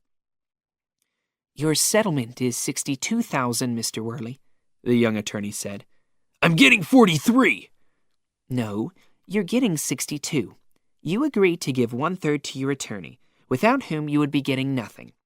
That figure has been reduced to 28% by the settlement. Most lawyers charge 45 or 50%. Well, I'm not accepting it. If the settlements were bigger, Ackerman Labs would go bankrupt, and that would leave you with even less. I'm still not accepting the settlement. You have no choice. Look at the contract for legal services, Mr. Worley, page 11, paragraph 8. You'll see that you gave this firm authority to settle for anything above $50,000. I remember that, but I was told that that was a starting point. I was expecting much more. Your settlement has already been approved by the courts, sir. That's the way class actions work. If you don't sign the acceptance form, your portion will eventually go to someone else. You're a lot of criminals, you know that? I don't know who's worse. The company that made the drug, or the lawyers who are robbing me of a fair settlement? I'm sorry you feel that way. You're not sorry about anything. The newspapers say you're getting $100 million. Thieves! Mr. Worley put down the phone angrily and threw the papers across his Chapter kitchen. 7. The wedding party. The December cover of Capital magazine featured Clay Carter, looking rich and handsome in his expensive Armani suit. Inside, there are pictures of him playing with a dog, borrowed from Rodney, standing proudly in empty courtrooms, washing his new Porsche, and standing on board his new boat in the Bahamas. Near the back of the same magazine were pictures of brides, followed by announcements of future weddings. There was a picture of Rebecca Van Horn, looking beautiful, sitting on a bench next to her future husband, an insignificant but rich-looking man called Jason Schubert Myers. Clay smiled to himself at the misery the magazine must, at that moment, be causing in the Van Horn home. Bennett and Barbara Van Horn wanted the whole world to be impressed by their daughter's wedding, but who was on the front cover of the same magazine? Clay Carter, the man who Bennett had called a loser. Revenge was sweet, but his revenge wasn't finished yet. I'm looking for a young woman, preferably a blonde, Clay said to Jonah after work that Wednesday evening. Jonah was surprised. The richest young bachelor in town is having trouble finding a woman? I'm going to Rebecca's wedding, and I need a beautiful young woman to go with me. Jonah knew hundreds of beautiful women, and he showed Clay a photograph in a magazine of a girl called Ridley, a 25-year-old fashion model from Russia who had come to America as a student and who had never gone back. Clay met Ridley for dinner in a Japanese restaurant and was amazed to see that she looked even more beautiful in person than she did in her photographs. Conversation wasn't easy. She spoke 5 languages, but her English was poor. But Clay didn't mind. Dinner now, Rebecca's wedding later, then it's thank you and goodbye, Clay thought. On the day of Rebecca's wedding, as he turned into the drive of the Potomac Country Club, Clay remembered his last visit to the same place 7 months earlier. Then he had hidden his old Honda behind the tennis courts, but now he was proudly driving a brand new Porsche. They were an hour late, which was perfect timing. The dance hall was crowded and a jazz band played at one end. Heads began turning immediately as Ridley entered the room, and many men who, in normal circumstances, would have ignored Clay suddenly wanted to shake his hand. Ridley squeezed Clay's arm tightly as a crowd of Clay's old friends pressed in on all sides, wanting to say hello, laughing at everything Clay said as if he were the funniest man in the world, but all the time looking at Ridley. An announcement was being made on stage and the room became quieter. The bride and groom were going to dance, and the crowd gathered round to watch. Rebecca looked very beautiful as she slowly danced with her husband around the dance floor, and Clay felt jealous and angry. "You still love her, don't you?" Ridley whispered. "Not now," he whispered back. "You do. I can tell." "No." It was painful to watch Rebecca dancing with her husband, and Clay had to remind himself why he was there. He wanted Rebecca to see him with a beautiful girl and to know that he was doing very well without her. He took Ridley by the hand and led her to the dance floor, where a lot of other people were now already dancing. Ridley was a natural dancer, and groups of men soon gathered round to watch her carefully. Rebecca, too, noticed her, and then saw, to her surprise, that this beautiful, sexy blonde woman was dancing with Clay. The music ended, and just as a slow song was beginning, Rebecca stepped between Clay and Ridley. "Hello, Clay," she said, ignoring Ridley. "How about a dance?" "Sure," he said. Ridley moved away, but she wasn't alone for long. Within seconds, she was surrounded by dozens of men. She chose the tallest one, threw her arms around him, and began to dance. "I don't remember inviting you," Rebecca said with an arm over Clay's shoulder. "Do you want me to leave?" he said, pulling her as close to him as her wedding dress would allow. "People are watching," she said, smiling for their benefit. "Why are you here?" "To celebrate your wedding and to see your lovely new husband." "Don't be unpleasant, Clay. You're just jealous." "I'm more than jealous. I'd like to break his neck." "Jason's not bad." "I don't want to hear about it. Just promise me you won't get pregnant, okay?" "That's not your business." "Tell me that you still love me." "I don't." "You're lying." "It might be best if you left now." Rebecca pulled away from him. Then, looking at Ridley dancing, added, "And take her with you." "Just wait a year, okay?" Clay ignored her request. "By then, I'll have $200 million. We can jump on my jet, leave this boring little place, and spend the rest of our lives on my boat. Your parents will never find us." She stood in front of him, not moving, and said, "Goodbye, Clay." "I'll wait," he said, then got knocked to one side by Bennett, who grabbed his daughter and rescued her by leading her to the other side of the floor. Barbara was next. She took Clay's hand and flashed him an artificial smile. "Don't cause any trouble, Clay," she said without moving her lips. She pretended to dance with him, leading him toward the door. "And how are you, Mrs. Van Horn?" Clay said, his politeness as artificial as her smile. "Fine, until I saw you. I'm sure you weren't invited to this party." "I was just leaving." "Good. I'd hate to call security." "That won't be necessary." The music stopped and Clay pulled away from Mrs. Van Horn, marched across the dance floor, pulled Ridley away from her crowd of admiring men, and led her toward the bar. As he was ordering a drink, a big man in a rented suit approached him and whispered, "I'm security." "I'm leaving," Clay whispered in reply. Driving away from the Great Potomac Country Club, with Ridley wrapped around him, Clay privately told himself that this was one of the finest moments of his life. Maxatil. Clay, Jonah, Paulette, and Rodney were spending less and less time at the office, trying to avoid the angry phone calls from Dyloff clients who were unhappy with their small settlements. Several clients had actually come to the office in person, demanding to see Clay, but Miss Glick always told them that he was away on business.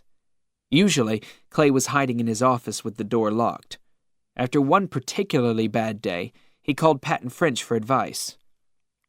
"Be brave," French told him. "It's all part of the job.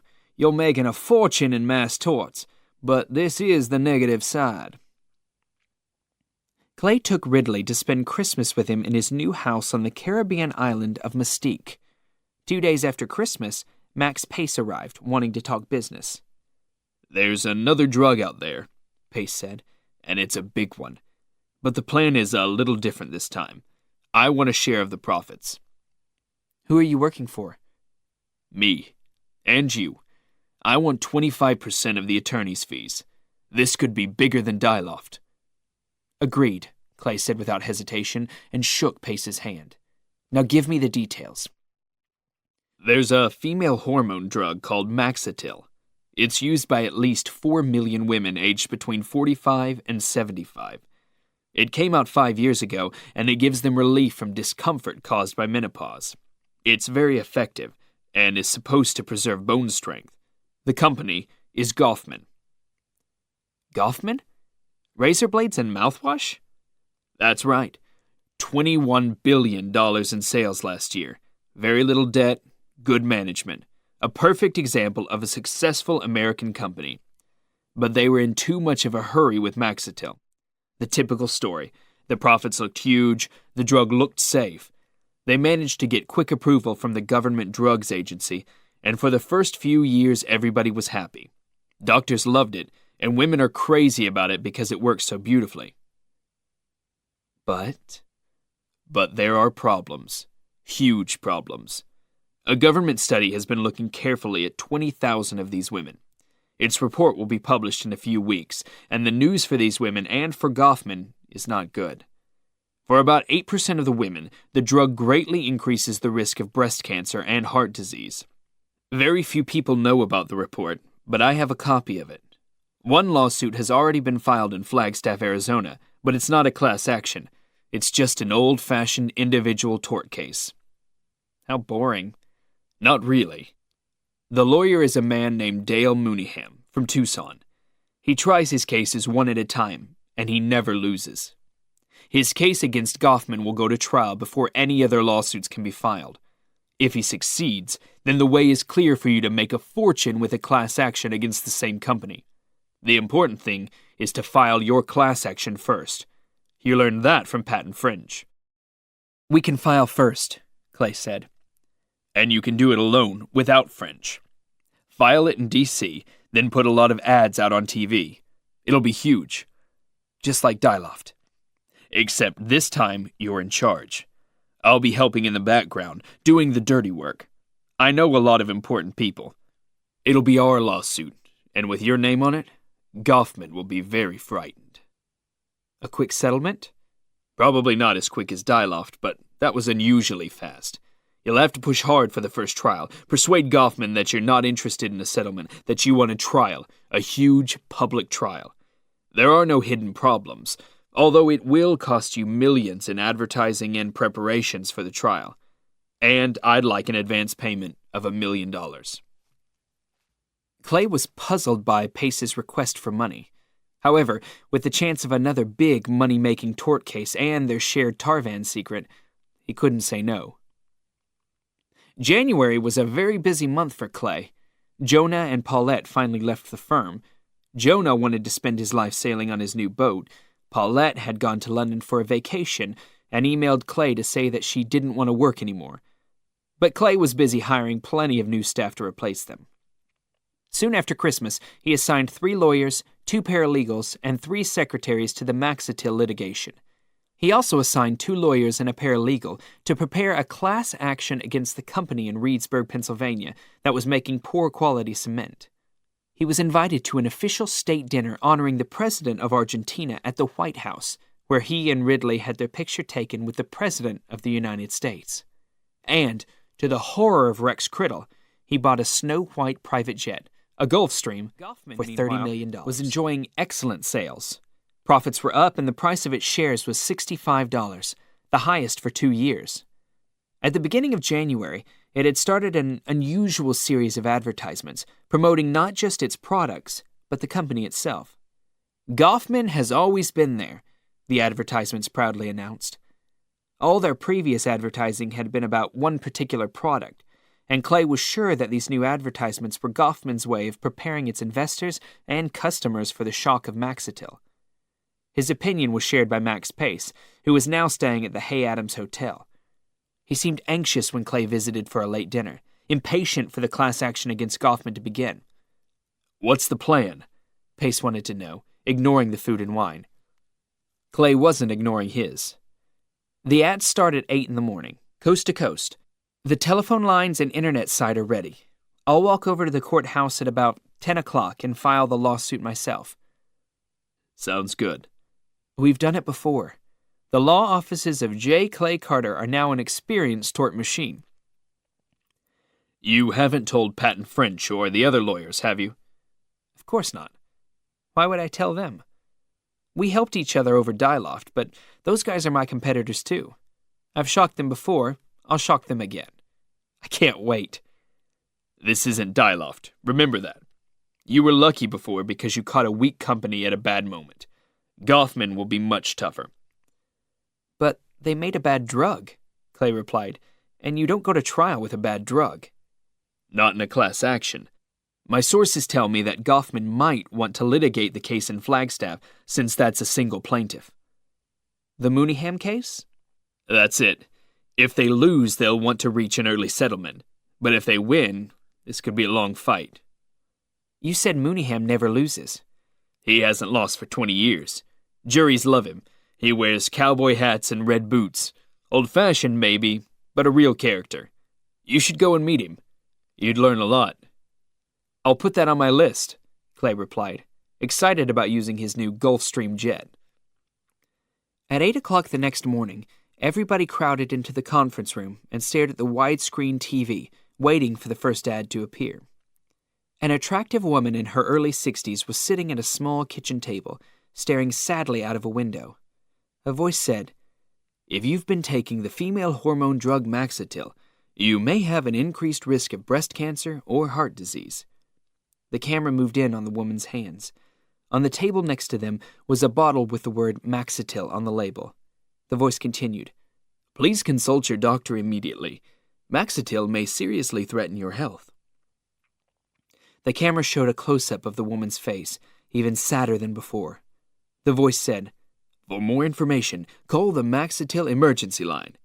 The number of Clay's law firm appeared across the bottom of the screen. The woman wiped a tear away from her eyes.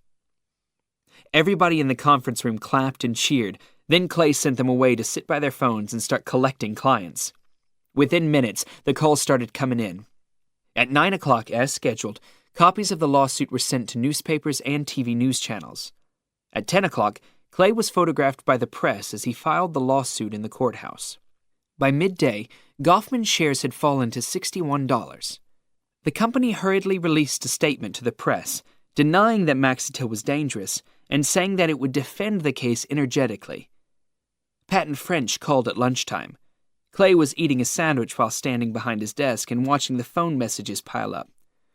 "I hope you know what you're doing," French warned him. "I hope so too, Patton. How are you?" "Fine.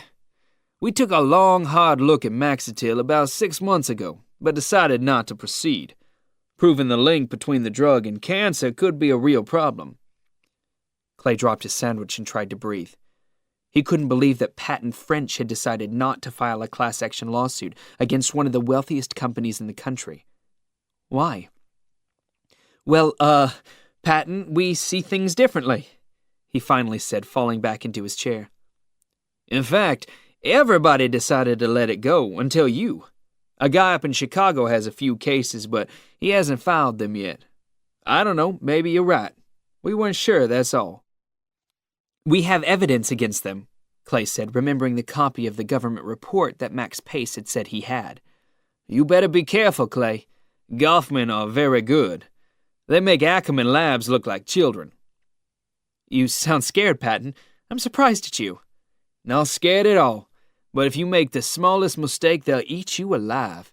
And don't even think about a quick settlement." "Will you join me in this lawsuit?" "No. I didn't like it 6 months ago, and I don't like it now. Besides, I have too many other cases to deal with. Good luck." Clay put down the phone and locked his office door. He walked to his window and stood for at least 5 minutes looking down at the traffic, rubbing the sweat from his forehead. 9. Dale Mooneyham. There was a lot of criticism of Clay in the next day's newspapers. They said that he was trying to bankrupt Goffman, one of America's finest companies, just to make more money for himself. They talked a lot about the $100 million he had already earned from mass tort cases the previous year, and demanded that the government should change the law to protect companies from high-earning lawyers like him. Clay pretended to be amused by these stories. "A year ago, no one was talking about me," he laughed to his colleagues. "Now, they can't talk about me enough." But behind his locked office door, he felt anxious about the newspaper stories and worried about the speed of the lawsuit. He couldn't understand why no other lawyer seemed interested in suing Goffman. 6 days after the lawsuit had been filed, Max Pace telephoned from California. "Tomorrow is the big day," he said. "I need some good news," Clay said. "The government report?" "I can't say," Pace replied. "And no more phone calls. Someone might be listening. I'll explain when I'm next in town." Someone might be listening? Who? Why? Clay felt even more nervous and lost another night's sleep. The following morning, the government report on Maxatil was published. It said that women who took Maxatil had a 33% higher risk of breast cancer and 21% higher risk of heart disease than women who didn't. It predicted that for every 100,000 women using Maxatil for 4 years or more, 400 would develop breast cancer and 300 would suffer from heart disease. Goffman's shares fell immediately to $51, but there was no public response from the company. To Clay's relief, the next day's newspapers dropped their attacks on him, but he also felt ignored by them because they didn't support him either. He was delighted, however, to see the huge increase in phone calls from worried Maxatil patients. A week later, after spending 2 nights in Las Vegas with Ridley, Clay flew in his new Gulfstream jet to Tucson, Arizona, to discuss the Maxatil case with Dale Mooneyham. Mooneyham's offices were in an old, redecorated train station. In the reception area, the old station waiting room, 2 secretaries in their 70s sat quietly at their desks.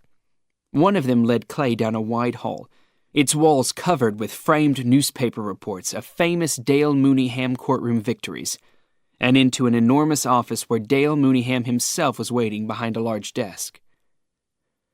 Mooneyham's handshake was cold and unfriendly. Clay wasn't welcome there, and he was confused by his reception.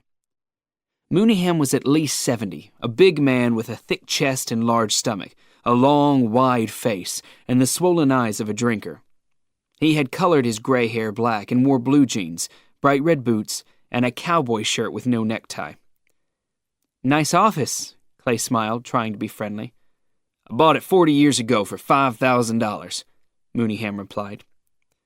"I saw all your newspaper cuttings outside." "I've done all right, son. I haven't lost a jury trial in 20 years. Clay glanced around and tried to relax in the low-leather armchair. The office was at least 5 times bigger than his, with animal heads on the walls, no phones ringing, and no computers at all.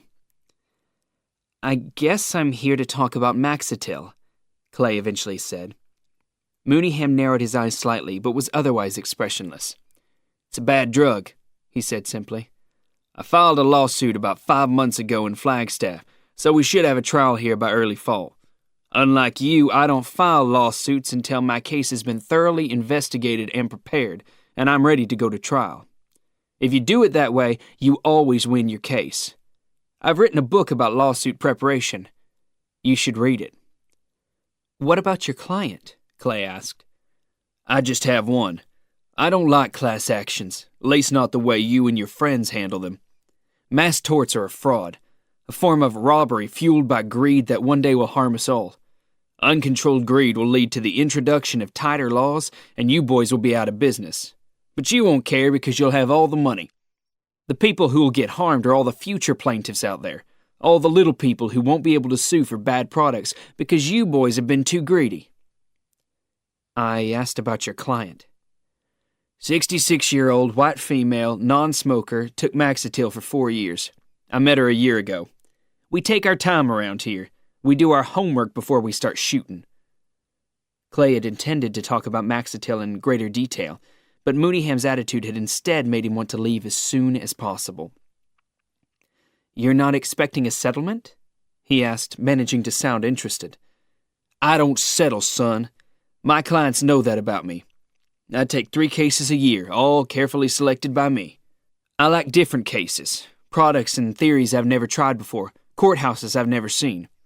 I get my choice because lawyers call me every day, and I always go to trial. I know that when I take a case, it won't be settled. I tell all my clients that immediately.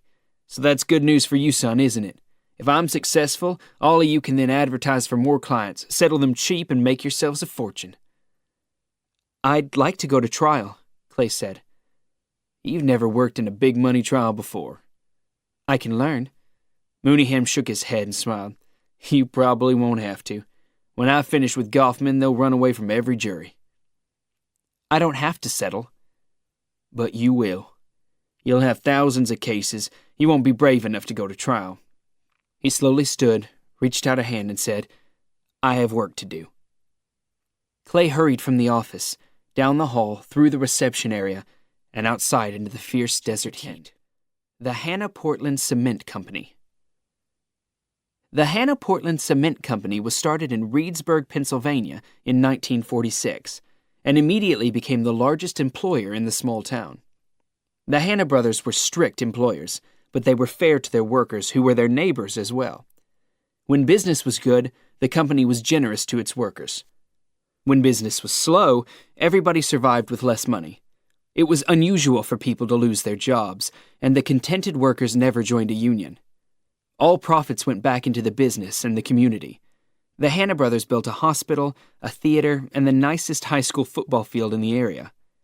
Over the years, they had received many attractive offers to buy the company, but they could never be sure that their factory would remain in Reedsburg. So they kept it. After 50 years of good management, the company employed 4,000 of the 11,000 residents in the town. On the day the lawsuit arrived, Marcus Hannah, the boss of the company, was at a meeting with his cousin, Joel Hannah, the company lawyer. Joel read the lawsuit carefully and explained to his cousin that a number of homeowners were claiming damages over the poor quality cement that the company had manufactured 3 years earlier. Bricks were now falling off the houses that had been built with the cement. Marcus and Joel had already inspected several of the homes. They had calculated the number of possible claimants at 500, and the cost of repairing each home at $12,000. They hadn't been too worried because their insurance would cover the first $5 million of any claim. But, according to the lawsuit that Joel was now reading, 2,000 homeowners were suing the company for $25,000 each. Their attorney was Clay Carter. "That's $50 million, Marcus said with disbelief. "And their lawyer will take 40% of it," added Joel. "He can't do that," Marcus said. "They do it every day." On May 1st, Rex Criddle left the accounting firm where he had worked for 18 years and became Clay's business manager. With the offer of a huge increase in salary and benefits, he simply couldn't say no. The day after Criddle moved in, Rodney moved out, although the two events weren't related. Rodney had had enough of the pressure at work and wanted to spend more time with his family. With $10 million in his bank account, he could afford to. Clay was sad to see him go, but the truth was that he no longer needed someone like Rodney. The firm needed energetic, highly educated young lawyers, not ordinary paralegals like Rodney.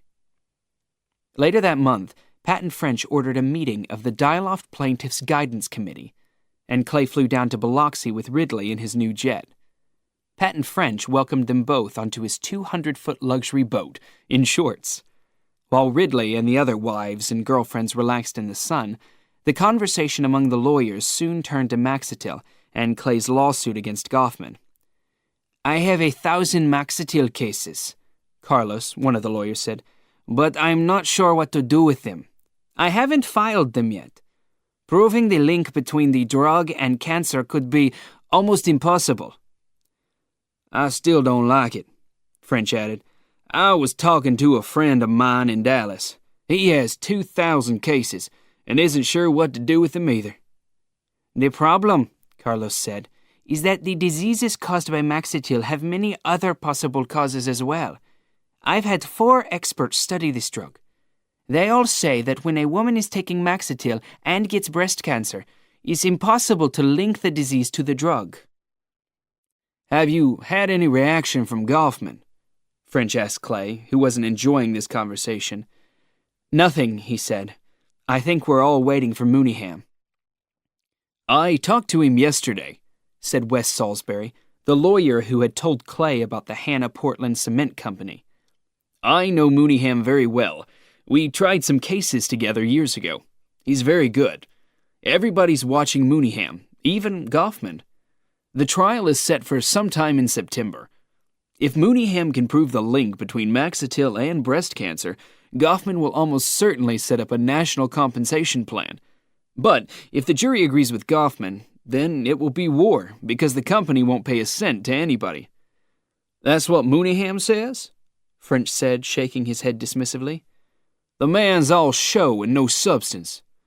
No, I've heard it too, Carlos said. I have a source who says exactly the same thing as Wes. I've never heard of a defendant wanting a trial, French said. Government's tough, a third lawyer added. I sued them 15 years ago. If you can prove your case, they'll pay a fair settlement. But if you can't, you're in big trouble. Worse, but fortunately for him, Maxatil was immediately forgotten when the conversation turned to the Guidance Committee's latest fee schedule. Clay would soon be receiving another $4 million from the Dyloft settlement. Good news. It would stop Rex Criddle, his firm's business manager, complaining. At least for a few more weeks. For several days, Joel Hanna had considered working alone. He would present the company's survival plan. He really needed no help doing this, since it was his own original idea. But Babcock, the attorney for their insurance company, insisted on being present. His client had insured the Hanna Portland Cement Company for $5 million, so Joel couldn't stop him.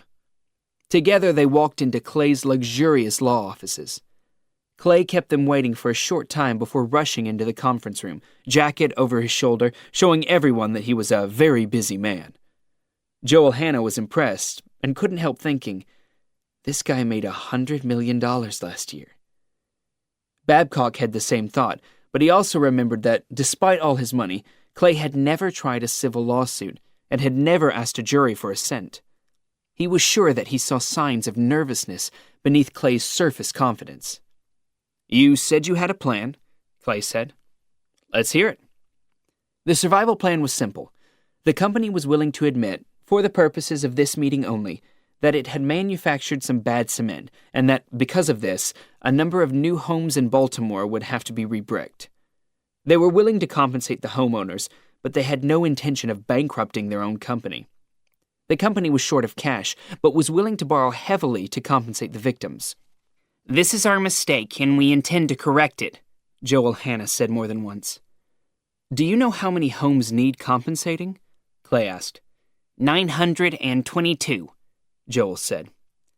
Clay wrote some figures in his notebook, then looked up and said, So if we assume a cost of $25,000 for each client, we're looking at just over $23 million.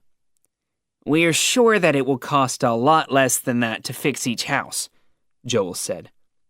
We have statements from 4 building firms in the Howard County area, Clay replied. The average estimate for repair to the damage is $20,000. I'd like to see those estimates, Joel said. Maybe later. Plus, there are other damages. These homeowners need to be compensated for inconvenience, loss of enjoyment, and the effect on their health. One of our clients is suffering from severe headaches over this. Another lost a profitable sale on his home because the bricks were falling off. We have estimates closer to $12,000, Joel said. We're not going to settle these cases for $12,000, Clay said. $15,000 was a fair figure and would get new bricks on every house, but such a settlement left only $9,000 for the client after Clay had taken his 33%. $10,000 would not be enough to finish the job. Clay did the math quickly.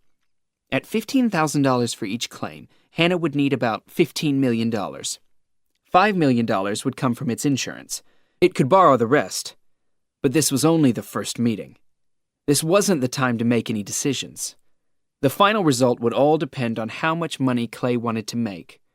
If he reduced his percentage, he would still make several $1 million, protect his clients, and allow Hanna Portland Cement, a fine old company, to survive.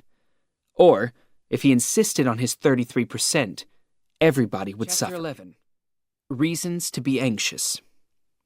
Miss Glick sounded a little nervous. There are 2 of them, Clay, she said, almost in a whisper. FBI. Clay's first reaction was surprise, but then he relaxed and laughed to himself. He had certainly done nothing wrong. He asked the 2 policemen to come into his office. Do you know a man by the name of Martin Grace? The first man, Agent Spooner, began. No. Mike Packer? Asked the second man, Agent Lose. No. Max Pace? Yes. They're all the same person, Spooner said. Have you any idea where we can find him? No. When did you last see him? Clay considered his answer for a long time. He needed time to organize his thoughts. He didn't have to answer their questions. He could ask them to leave and come back when he had a lawyer present. If they mentioned Tarvan, he would end the meeting immediately. "I'm not sure," he said. "It's been several months, sometime in mid-February." "Where did you meet him?" Spooner asked while Los made notes. "Dinner in his hotel." "Which hotel?" "I don't remember. Why are you interested in Max Pace?" "Pace has a history of fraud and dishonest dealing in shares. We're interviewing witnesses. We know he spent some time in D.C. We know he visited you on Mustique last Christmas. We know that in January he sold a lot of Goffman shares at $62, the day before you filed your big lawsuit, and bought them back at $49, making himself a profit of several million. We think he had a secret government report on a Goffman drug called Maxitil, and he used that information to commit serious fraud." "Anything else?" "Did you sell any Goffman shares before you filed your lawsuit against them?" "I did not." "Have you ever owned Goffman shares?" "No." Los put his pen in his pocket, and the two policemen stood and headed for the door. "If you hear from Pace, we'd like to know about it," Spooner said. "Don't be too optimistic," Clay said. He could never betray Pace because of all the secrets they shared. "We're always optimistic, Mr. Clay. On our next visit, we'll talk about Ackerman Labs. Goodbye." Just as Clay was leaving his office one night, Rex Criddle walked in with a sour look on his face and said, "Our insurance company has informed us that they're canceling their cover for this firm." "What?" Clay shouted. "Why?" "They don't like what they see. 24,000 Maxitil cases scares them. Their $10 million won't be enough to cover the losses if something goes wrong, so they're canceling the contract." "Can they do that?" "Of course they can. An insurance company can cancel its contract whenever it wants. We're in danger, Clay. We have no insurance." "We don't need insurance." "I'm still worried." "You were also worried about Diloft, as I recall." "And I was wrong." "Well, Rex, you're wrong about Maxitil too. After Mr. Mooneyham has finished with Goffman and Flagstaff, they'll be anxious to settle. Our 24,000 cases are worth $1 billion, Rex, and Goffman can afford it." "What if something goes wrong?" "Stop worrying. After the Mooneyham trial in September, the money will soon come pouring in again." With those words, Clay smiled, picked up his jacket, gave Criddle a friendly pat on the shoulder, and left for dinner. Clay had arranged to have dinner with an old college friend, but while he was waiting at the bar, the friend called him on his cell phone to say he was unable to come. As Clay was leaving, he glanced into the restaurant and saw Rebecca having dinner with 2 other women. He stepped back and ordered another beer. He wanted desperately to talk to Rebecca, but he was determined not to be a nuisance. A trip to the restroom would work fine. As he walked by her table, she looked up and immediately smiled. Rebecca introduced Clay to her 2 friends, and he explained that he was waiting for an old college friend for dinner. The guy was late. He might have to wait for a long time, and he apologized for the interruption. 15 minutes later, Rebecca appeared in the crowded bar and stood close beside him. "I just have a minute," she said. "They're waiting." She nodded toward her friends in the restaurant. "You look great," Clay told her. "You too." "Where's your husband?" "Working," she sighed. "He's always working." "How's married life?" "Very lonely," she said, looking away. Clay took a drink. If she hadn't been in a crowded bar with friends waiting for her, Clay knew she would have told him a lot more. "The marriage isn't working." Clay struggled to hide a smile. "I'm still waiting," he said. Her eyes were wet when she leaned over and kissed him on the cheek. Then, she was gone without another word. Sitting in front of the baseball on TV, Ted Worley fell asleep in his armchair, which wasn't unusual for him. What was unusual was that he woke up after 1 hour instead of the usual 2, and then he felt a desperate need for the toilet. He walked to the small guest bathroom down the hall, closed the door behind him, unzipped his pants, and began to urinate. A very slight burning sensation caused him to glance down, and when he did, he almost fainted. His urine was the color of rust, a dark red liquid. He leaned one hand against the wall to stop himself from falling. When he finished, he sat on the toilet seat for a few minutes to collect his thoughts. "What are you doing in there?" his wife called from the bedroom next door. None of your business, he shouted angrily. "Are you okay, Ted?" I'm fine. But he wasn't fine. He lifted the lid, looked again at the bloody urine in the bowl, pulled the handle, and walked slowly back to his armchair in front of the TV. But he couldn't concentrate on the baseball. 20 minutes later, after 3 glasses of water, he went down to the basement and urinated in a small bathroom, as far away from his wife as possible. It was blood, he decided. The tumors were back, and they were far more serious than they had been before. He told his wife the truth the next morning, over breakfast, and she immediately made an appointment for him at the hospital. 4 days later, malignant tumors were found in Mr. Worley's bladder. During 5 hours of surgery, the doctors removed all the tumors they could find. The senior specialist at the hospital was watching Mr. Worley very carefully. A colleague at a hospital in Kansas City had reported a similar case a month earlier. The appearance of malignant tumors in the bladder of a former die-off plaintiff. The patient in Kansas City was having treatment, but he didn't have much longer to live. The same could be expected from Mr. Worley, although the specialist tried to sound optimistic on his first visit after the operation. Mr. Worley would be allowed out of the hospital in a week's time, and, as soon as he was strong enough, they would begin aggressively treating his cancer. Later, the specialist learned of another similar case in another hospital. All 3 patients had been die-off plaintiffs. Now, they were dying. A lawyer's name was mentioned. The Kansas City patient was represented by a small firm in New York City. It was a rare and rewarding experience for a doctor to be able to pass along the name of one lawyer who would sue another. Mr. Worley's specialist was determined to enjoy the moment.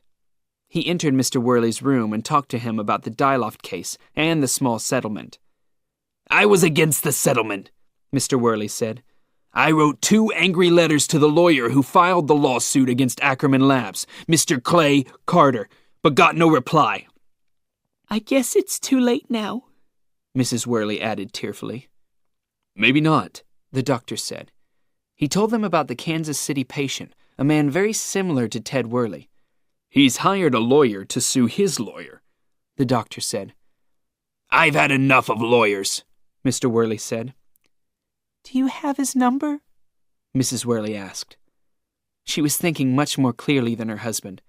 Sadly, she was already thinking about the future after her husband had gone. The specialist had the number. Helen Warshaw was a lawyer who specialized in suing mass tort lawyers for bad settlements. It was her job to threaten them with court unless they settled quickly, and guilty lawyers always settled quickly. No one avoided a courtroom with as much energy as a tort lawyer caught making too much money for himself and not enough for his client. Helen already had 4 die-off cases in her New York office when she received the call from Mrs. Worley. Her firm had a small file on Clay Carter and a much thicker one on Patent French. After a few minutes on the phone with Mrs. Worley, Helen knew exactly what had happened. "I'll be there by 5 o'clock, she said. Helen flew to Dulles, then rented a car, no private jets for her, to drive to the hospital in Bethesda. Mrs. Worley had collected their papers, which Helen studied carefully while Mr. Worley slept. When he woke up, he didn't want to talk. He didn't trust lawyers, especially aggressive female New York lawyers. However, his wife had plenty of time and found it easier to talk to a woman. The two went to the lounge for coffee and a long discussion, during which Helen told Mrs. Worley that, although she couldn't sue Ackerman Labs or the doctor who supplied her husband with die-off, she could still sue the attorney who had agreed the final settlement between the plaintiffs and the company. A week later, Helen Warshaw filed a lawsuit against J. Clay Carter, F. Patton French, M. Wesley Salisbury, and all the other known and unknown attorneys who had agreed inadequate settlements with Ackerman Labs. The principal plaintiff was again Mr. Ted Worley. 15 minutes after the lawsuit was filed, Helen sent copies of it to a dozen important newspapers. Chapter 12. Sued and investigated. The reporters were already calling by the time Clay finished reading the class action. I've never heard of this, he said quietly to Oscar Mulrooney, a young, ambitious lawyer who had become his closest friend at the firm since Jonah, Rodney, and Paulette had left. He was aware that there was much he didn't know about the mass tort game. He had had no idea that Ted Worley was sick again. There hadn't been a sign of trouble anywhere in the country. It just wasn't fair. Oscar was too shocked to speak. Miss Glick called through to say that a reporter from the Washington Post was waiting to speak to him. "Tell him I'm not here and call security," Clay shouted angrily. Clay and Oscar discussed the problem for a long time, but couldn't decide what to do. Finally, Oscar volunteered to break the news to the rest of the staff. "If I'm wrong, I'll pay the claim," Clay said. "Let's hope Mr. Worley is the only one suing this firm." "That's the big question, Oscar. How many Ted Worleys are out there?" That night, Clay couldn't sleep. His thoughts were on Ted Worley.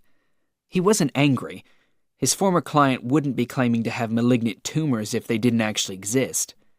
Mr. Worley's cancer was caused by a bad drug, not a bad lawyer, but who could blame the man for being angry with him? To settle a case hurriedly for $62,000 when it was really worth millions showed a mixture of bad professional practice and greed. Clay tried to think about other things, but all thoughts eventually came back to Mr. Worley, a client who had not been protected by his lawyer. The sense of guilt was so heavy that he felt like calling the man and apologizing. Maybe he would write him a letter. He clearly remembered the 2 letters that Mr. Worley had written him. He and Jonah had laughed about them. Soon after 4 a.m., Clay made a pot of coffee and read the news on the internet. One of the headlines was, "Mass Tort Lawyer is Sued by the Masses." Clay read the report, and other similar reports, all celebrating the fact that a rich tort lawyer was in serious trouble, and felt sick, realizing that he could expect no sympathy, no defenders.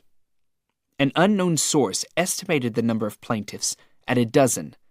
Many more plaintiffs were expected to follow. How many? Clay asked himself as he made more coffee. How many Ted Worleys are out there? At 7 o'clock, Clay was at work, pretending to be cheerful, laughing and joking with the staff. But Miss Glick spoiled his good humor by stepping into his office and saying, "Clay, those 2 FBI agents are back." "Wonderful," he said, with a big but very false smile. Spooner and Lose looked serious, and they didn't shake his hand. Clay closed the door with the same false smile and told himself to keep performing. But the strain and constant fear was beginning to tire him. "Any news of your friend Pace?" Lose began. "No." "Are you sure?" "Are you deaf?" Clay replied sharply. "I said no." "We think he was in the city last week." "I haven't seen him." "You filed a lawsuit against Ackerman on July 2nd of last year, correct?" "Yes." "Did you own any shares in the company before you filed the lawsuit?" "No." "Did you sell the shares for a high price, then buy them back at a lower price?" Of course he had. His good friend Max Pace had advised him to. They knew the answer to the question. They had the data, he was sure of that. Since their first visit, he had been thoroughly investigated for fraud and dishonest trading. He was in trouble. He shouldn't have dealt the shares. "Am I under investigation for something?" he asked. "Yes," Lose nodded. "Then this meeting is at an end. My attorney will be in touch with you." Clay was on his feet and heading for the next meeting of the Dyloft Plaintiffs' Guidance Committee was very tense as soon as Clay entered the room. The lawyers were scared, and with good reason. "New people are joining the class action against us all the time," one of the lawyers said. 7 of my Diloff plaintiffs are suffering from malignant tumors already. And Warshaw is a dangerous woman, Wes Salisbury added, the others nodding in agreement. Everybody, apart from Clay, seemed to know about her. She never settles. She always wants trials, big, exciting trials that fill the front pages of all the newspapers. You now have 7 plaintiffs suing you, French said, handing Clay a list of names. I'm told by my source at Ackerman that we can expect the list to grow. Clay looked at the list of names. Apart from Ted Worley, he didn't recognize any of them. Is there any hope that we can prove this cancer isn't linked to Diloff? Salisbury asked. No, we're in big trouble, French replied sharply. If the medical information is accurate, there's no way we can defend these cases, Salisbury said, saying what was already obvious. The discussion continued, but Clay wasn't listening. He was working out how much he would have to pay to compensate the 7 plaintiffs on his list. If he gave them $3 million each, he would have to pay over $20 million, which he could manage. But if the list kept growing... Clay had interviewed hundreds of nervous clients in his time as a lawyer at OPD, but now it was his turn to feel nervous when he walked into the office of Zach Battle, his defense lawyer. At $750 an hour, Clay wanted the meeting to be as short as possible. Clay told him the Diloff story, beginning with Max Pace and ending with the FBI. He didn't talk about Tarvan, but he would if it became necessary. Strangely, Battle took no notes. He just listened, frowning and smoking his pipe, sometimes staring into the distance but never betraying what he thought. Eventually he asked, Did you have the information that Max Pace had stolen when you sold your Ackerman shares and filed the lawsuit? Of course.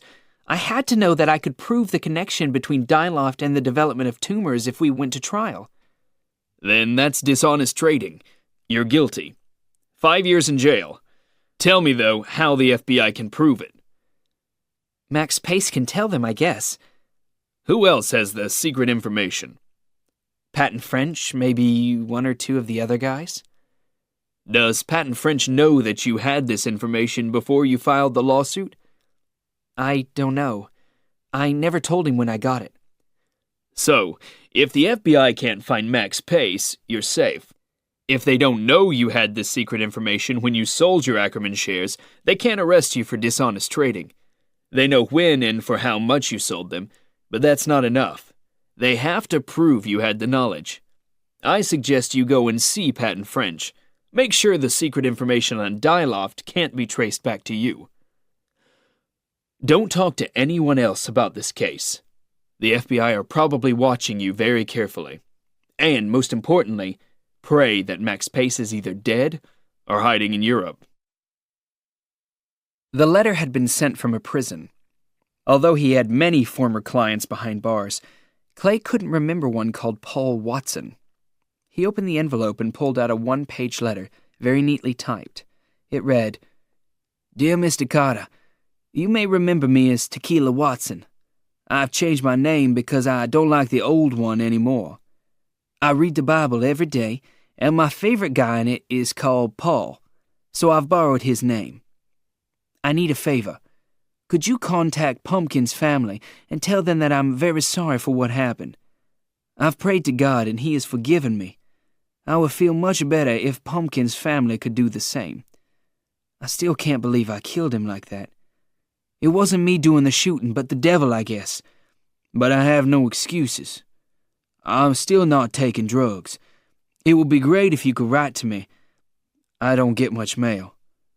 Sorry you had to stop being my lawyer. I liked you. Best wishes, Paul Watson. Be patient, Clay smiled to himself as he put down the letter. If things continue like this, I'll be joining you in prison very soon. Chapter 13. More angry plaintiffs. The next day, Clay was in the newspapers again. There were pictures of him under the headline, King of Torts under FBI investigation. Clay was beginning to feel lonely.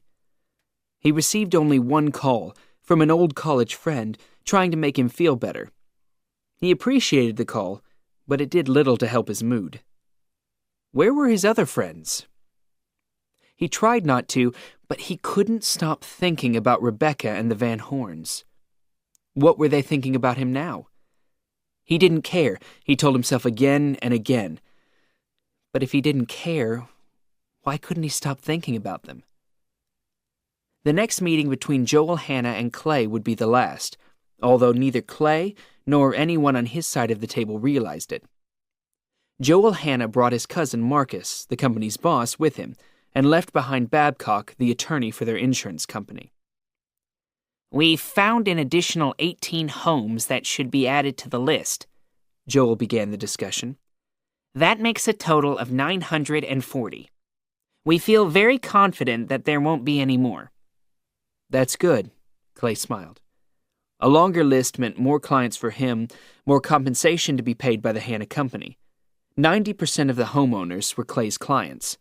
His team had assured them that they would get more money because Mr. Carter was an expert at mass litigation. During the last meeting, Clay had reduced his demands from $25,000 per claim to $22,500, a settlement that would bring in fees of $7.5 million. The Hannah Company was only willing to pay $17,000, which was its maximum borrowing capacity. At $17,000 per home, Clay would earn about $4.8 million in fees, if he insisted on taking 30% of the settlement. If, however, he cut his share to 20%, each of his clients would make $13,600. This would reduce his fees by $1.5 million. Marcus Hannah had found a builder who would agree to repair every home for $13,500. However, since the last meeting, there had been several stories about Clay in the newspapers, and none of them were good. In addition to this, Clay's firm wasn't bringing in any money. He had stopped advertising for new Maxitil clients. Rex Criddle was trying to cut costs, and the number of former Dialoft clients joining Helen Warshaw and suing him was growing. A reduction in fees, therefore, wasn't something that his firm was prepared to discuss. "Any change in your position?" Clay asked. Instead of just saying no, Joel explained the financial difficulties that his company was facing. "So there's no change?" Clay asked when Joel had finished. "No, $17,000 per person is as high as we can go." "We want $22,500, Clay said calmly. "If you're not moving, then neither are we." His voice was as hard as steel. His staff were impressed by his toughness, but also anxious for him to moderate his demands. But Clay was thinking of how Patton French had behaved in the discussions with the men from Ackerman Labs. He firmly believed that if he kept pushing, Hannah would surrender to his demands. But he was wrong. Without warning, Marcus Hannah said, "Well, then it's time to go." He and his cousin collected their papers and walked angrily out of the conference room. 2 hours later, the Hannah Portland Cement Company formally declared itself bankrupt, unable to pay any of its debts. The plaintiffs in the class action filed against it by J. Clay Carter of Washington, D.C., would now not be receiving any money at all. Published a long, detailed story about the bankruptcy and the immediate reaction by the homeowners, evidence that someone very close to the settlement discussions was whispering to the reporter. The company had offered $17,000 per plaintiff. Repairs to each home were estimated at $15,000. The lawsuit could have been fairly settled if the attorney's fees hadn't been so high. The plaintiffs were extremely unhappy. "We should have dealt directly with Hannah," one of them complained to the reporter. "Can we sue the lawyer?" "I tried calling him, but the lines are busy," said another.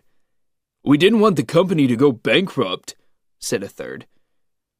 The reporter continued by giving information about Clay Carter's background, including his involvement with the Dialoft fees. Things got worse from there. 3 photographs helped tell the story. The first was a homeowner pointing to the bricks falling out of her house. The second was a group meeting of homeowners in a garage. The third was Clay and Ridley standing in front of the White House before the state dinner. Underneath it were the words, "Mr. Carter, seen above at a White House dinner, could not be reached for comment." Yes, that's right, Clay thought, throwing the paper onto his desk. I'm not talking to anyone! Clay spent the day locked in his office, avoiding all calls. Then, in the afternoon, the sound of shouting reached him from the hallway, where the security guard was trying to control a very angry man. "Where is Clay Carter?" the man shouted. "Here," Clay shouted back, coming out of his office. "What do you want?" "I'm one of your clients," the man said, breathing heavily, the security guard gripping his arms. "Let him go," Clay told the guard. "I'd like a conference with my attorney," the man said. "This is not the way to schedule one," Clay replied calmly. "Yeah, well, I tried the other way, but all the lines are busy. You robbed us of a good settlement with the cement company. We want to know why. Not enough money for you?" "I guess you believe everything you read in the newspapers," Clay said. "I believe we've been robbed by our own lawyer, and we're not accepting it without a fight." "You need to relax and stop worrying. We're still working on the settlement," Clay lied. "Cut your fees and get us some money," the man said angrily. "I'll get you a settlement," Clay said with a false smile. "Just relax." When the man had left, Clay turned to the rest of his staff and clapped his hands. "Back to work, everybody," he said cheerfully. An hour later, Clay had a surprise visitor, Rebecca. Clay eagerly invited her into his office, where they sat for a long time without talking. Finally, Rebecca said, "Clay, are you okay? There's so much bad publicity about you. I'm worried about you." "So you haven't forgotten all about me?" "No, I haven't.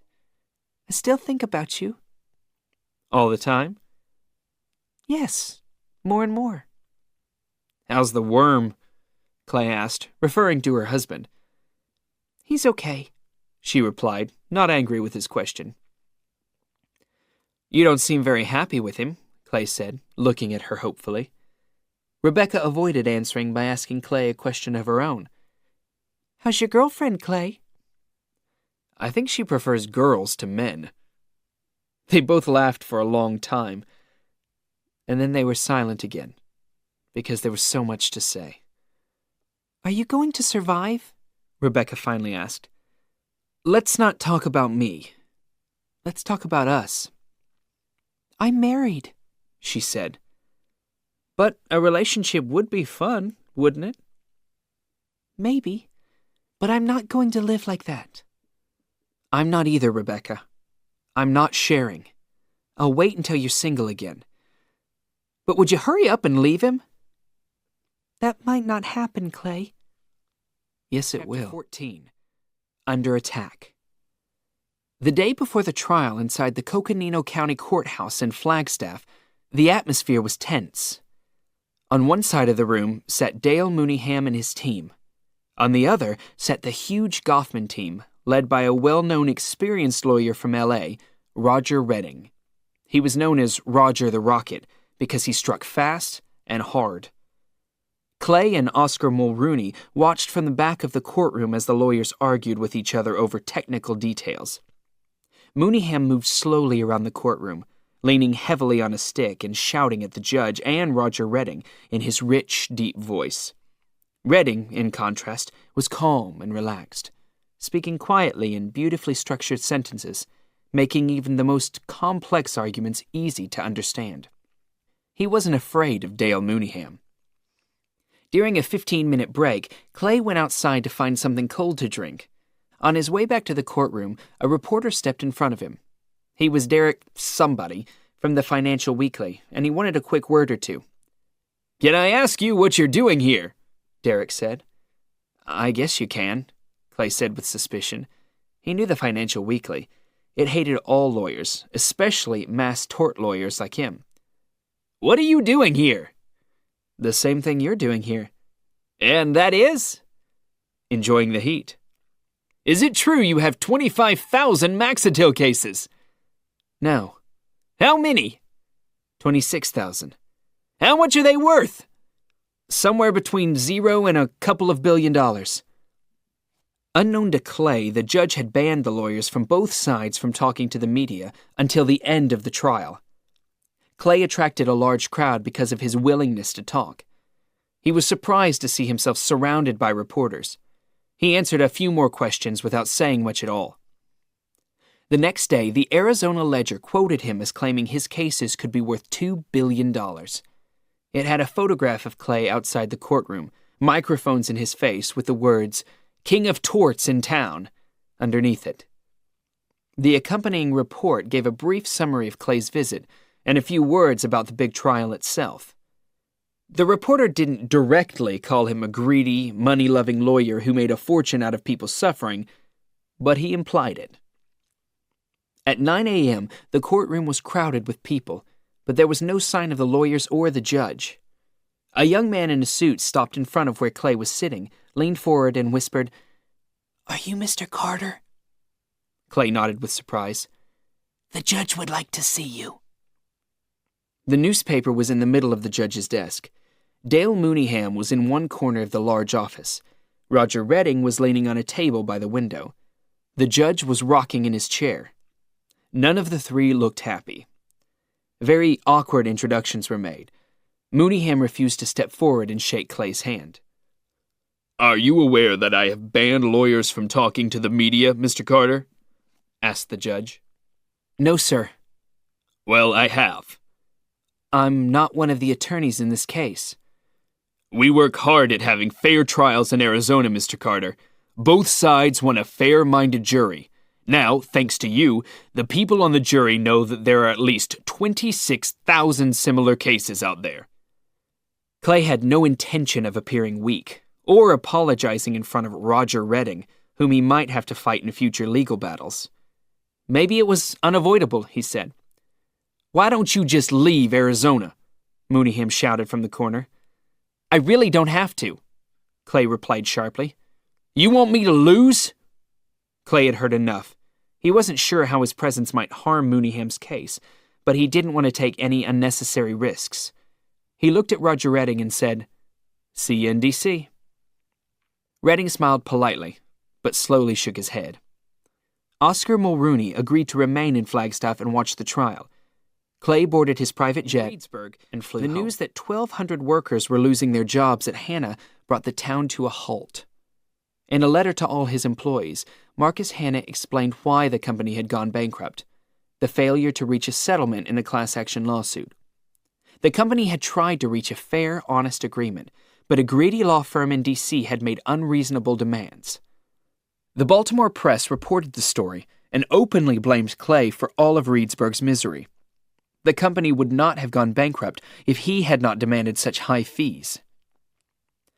When Clay read the report, he wanted to sue the newspaper. However, he soon had bigger problems to worry about. There was a 2-page article in Newsweek about Helen Warshaw. Clay had never seen Ms. Warshaw before. When he saw the photo of her standing in front of an empty jury box somewhere, looking attractive and successful, he hoped that he never would. The article described how Ms. Warshaw was one of 3 partners in a New York firm that specialized in dishonest legal practice.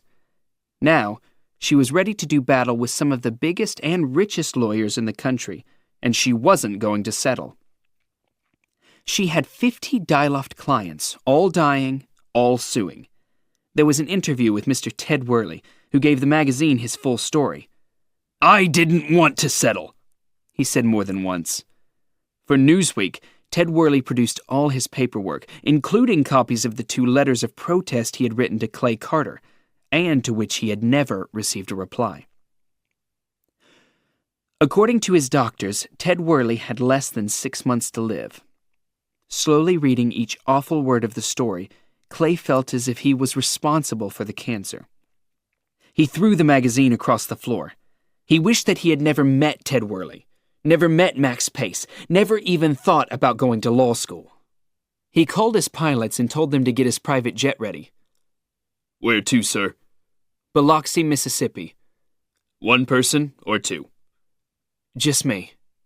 He hadn't seen Ridley for 2 days, and he had no desire to take her with him.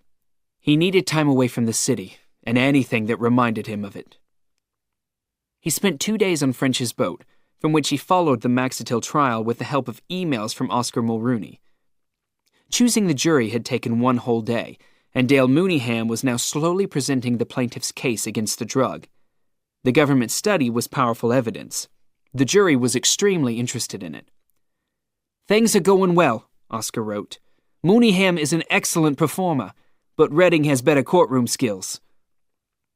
Late on the second afternoon, after a couple of drinks on the deck, French asked Clay, "How much cash do you have left?" "I don't know, 20 million maybe?" "And how much insurance?" 10 million. They canceled it, but they're still insuring me for Diloft." French sucked on a lemon and said, "I'm not sure 30 million is enough for you. You have 21 Diloft claims now, and the number can only go up. We'll be lucky if we can settle them for 3 million each." "How many cases do you have?" 19. "And how much cash do you have?" 200 million. I'll be all right." After a long silence, Clay asked, "What happens if Goffman wins in Flagstaff? I have all these cases." "You'll be in big trouble. How much have you spent on Maxitil?" 8 million just in advertising." "I suggest you think positive. Mooneyham hasn't lost a case for a long time. If he wins easily, Goffman will have to think about settling. If he wins narrowly, they'll probably want to take you to court and try again. You can hire a top lawyer and still beat them." "You wouldn't advise me to try it myself?" "No. You don't have the experience. It takes years in the courtroom before you're ready for a big trial like this." Evening, Clay was getting ready to meet Jonah, who was back in town for dinner when the telephone rang. Is this Clay Carter? A male voice asked. "Yes," Clay replied as he was buttoning his shirt. "Who is this?" "I'm from Reedsburg, Pennsylvania, and I have some valuable information about the Hanna Company." Clay's blood ran cold. He sat on the edge of his bed, trying to think clearly. "Okay, I'm listening," he said at last. "We can't talk over the phone," the voice said. "It's a long story. There are some papers." "Where are you?" "I'm in the city. I'll meet you inside the entrance of the Four Seasons Hotel. We can talk there." "When?" Clay asked. "I'll be there in 5 minutes. How long will it take you?" 10 minutes. "Good. I'm wearing jeans and a black baseball cap." "I'll find you," Clay said, then hung up. He finished dressing and hurried out of his townhouse. Walking rapidly along Dumbarton, he tried to imagine what information he could need or even want from the Hanna Company. He turned south on 31st Street, lost in thought. A lady passed with a small dog. A young man in a black jacket with a cigarette hanging from his mouth approached, although Clay barely noticed him. As the man passed him, in front of a poorly lit townhouse and under the branches of an old tree, he suddenly, with perfect timing and accuracy, lifted his fist and hit Clay on the chin. Clay never saw it. He remembered a sudden pain in his face and his head crashing into an iron fence. Another man joined the first and they both started hitting and kicking Clay as he lay on the ground. Clay rolled onto his side and managed to get to his knees. Then a heavy stick landed like a gunshot on the back of his head. He heard a woman's voice in the distance. Then he lost consciousness. The lady who had been walking her dog saw two men in black jackets hitting a man lying on the ground with large black sticks and screamed. The men ran away and she dialed 911 on her cell phone. She tried to assist the young man on the ground, who was unconscious and bleeding badly. Clay was taken to George Washington University Hospital, where initial examination revealed 2 large head wounds and several other cuts and bruises. A bone in his right leg was cracked neatly in 2, his left kneecap was in pieces, and the left ankle was broken. 81 stitches were required to close 2 large cuts in his head. After smaller cuts in his cheek and ear had been stitched, he was taken into surgery to have his legs put back together. Jonah began calling after waiting impatiently for 30 minutes. He left the restaurant after an hour and walked angrily to Clay's townhouse. He knocked on the door, rang the bell, and was ready to leave when he saw Clay's car parked in the street. He walked slowly toward it. Something was wrong, although he wasn't sure what. It was a black Porsche Carrera, but it was covered with white dust. He called the police.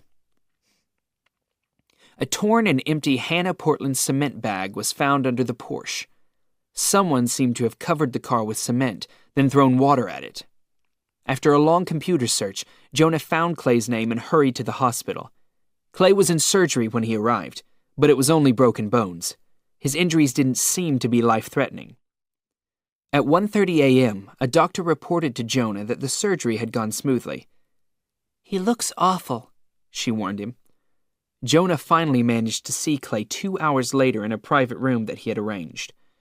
Clay was covered from head to foot in thick bandages, his legs held 6 inches above the bed by a complex series of cables.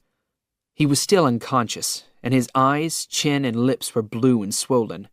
Blood had dried on his neck. Jonah watched him quietly for several minutes, and then started to smile. "Look at him," he said to himself. "There lies the King of Torts." And to the horror of the nurses, he shook with laughter. 15. The Goffman Case. The story was in all the newspapers on Monday morning, and later that same day Ridley arrived. She showed great affection for a few minutes and tried to interest Clay in details of how she was having the house on Mustique decorated. Clay soon had a terrible headache and asked for a pill. A few minutes later he fell asleep, and when he awoke, she was gone. Over the next few days, the swelling began to go down and he was able to think more clearly. He stopped taking pain pills so that he could concentrate more on running the office by phone and email on the laptop computer that Jonah had brought him. He was also finally able to pay attention to Oscar Mulrooney's news about Mooneyham's court case against Goffman. "Mooneyham ended his case on Saturday morning," Oscar informed him. "He presented it perfectly. The Goffman boys were confident at the beginning, but now they're scared. Mooneyham destroyed their chief witness, a scientist who claimed that there is no direct link between Maxatil and the plaintiff's breast cancer, by producing evidence of bad work he'd done 20 years ago. I've never seen a witness so thoroughly humbled." "Beautiful, beautiful," Clay kept saying. "Here's the best part," Oscar continued. "I've moved into the hotel where the Goffman people are staying, and I see them at breakfast and in the bar late at night. They know who I am, and their lawyer, a man named Fleet, offered to buy me a drink soon after their chief witness had been destroyed by Mooneyham. He told me that Goffman was thinking about settling with Mooneyham. They're sure that the jury is on Mooneyham's side, and they're very frightened. Fleet wanted to know whether we would be ready to settle for $100,000 for each of our 26,000 plaintiffs. Think about it, Clay. That's $2.6 billion. It wasn't an offer, but it's a first step. As we have the biggest class action lawsuit against them, Goffman sent Fleet to talk to me. If we're willing to settle for $100,000 each, then Goffman can predict their total future costs." "When do you see him again?" "We agreed to meet outside the courtroom in an hour's time, just before the trial starts again." "Call me as soon as you can." "Don't worry, Chief. How are the broken bones?" "Much better now." Just before midday, Rebecca phoned Clay to say that she was on her way up to see him. Minutes later, she walked into his room and appeared shocked at the sight of him. She kissed him on the cheek, between bruises. "You look awful," she said. Her eyes were filled with tears. "Can I ask you a question?" Clay said. "Of course." "Where's your husband right now?" "I'm not sure. Sao Paulo or Hong Kong, maybe." "Does he know you're here?" "Of course not." "What would he do if he knew you were here?" "He'd be upset. I'm sure we'd fight." "Would that be unusual?" "It happens all the time, I'm afraid. Our marriage isn't working, Clay. I want to leave him." Despite his wounds, Clay was having a wonderful day. Mooneyham's case against Goffman was going well, and now Rebecca wanted to leave her husband. The door to his room opened quietly, and Ridley entered. She was at the foot of the bed, unnoticed, when she said, "Sorry to interrupt." "Hi, Ridley," Clay said weakly. The women gave each other looks more poisonous than snake bites. Ridley moved to the other side of the bed, directly opposite Rebecca, who kept her hand on Clay's bruised arm. "Ridley, this is Rebecca. "Rebecca, this is Ridley," Clay said, then gave serious consideration to pulling the sheets over his head and pretending to be dead. Neither smiled. Ridley reached over a few inches and began gently rubbing Clay's right arm. As there was nothing anybody could say for a few seconds, Clay nodded to his left and said, "She's an old friend," then to his right and said, "She's a new friend." Both women at that moment felt annoyed at being referred to as just a friend. "Wedding reception," Ridley said finally to Rebecca. "Uninvited, if I remember correctly," Rebecca replied. Both women stared at each other, neither of them moving an inch, and Clay was praying for a nurse to arrive. He didn't want a cat fight to start over his bed, but the halls were silent, and both women were stroking his arms. Rebecca looked away first. She had no choice. She did have a husband. "I guess I'll be going," she sighed.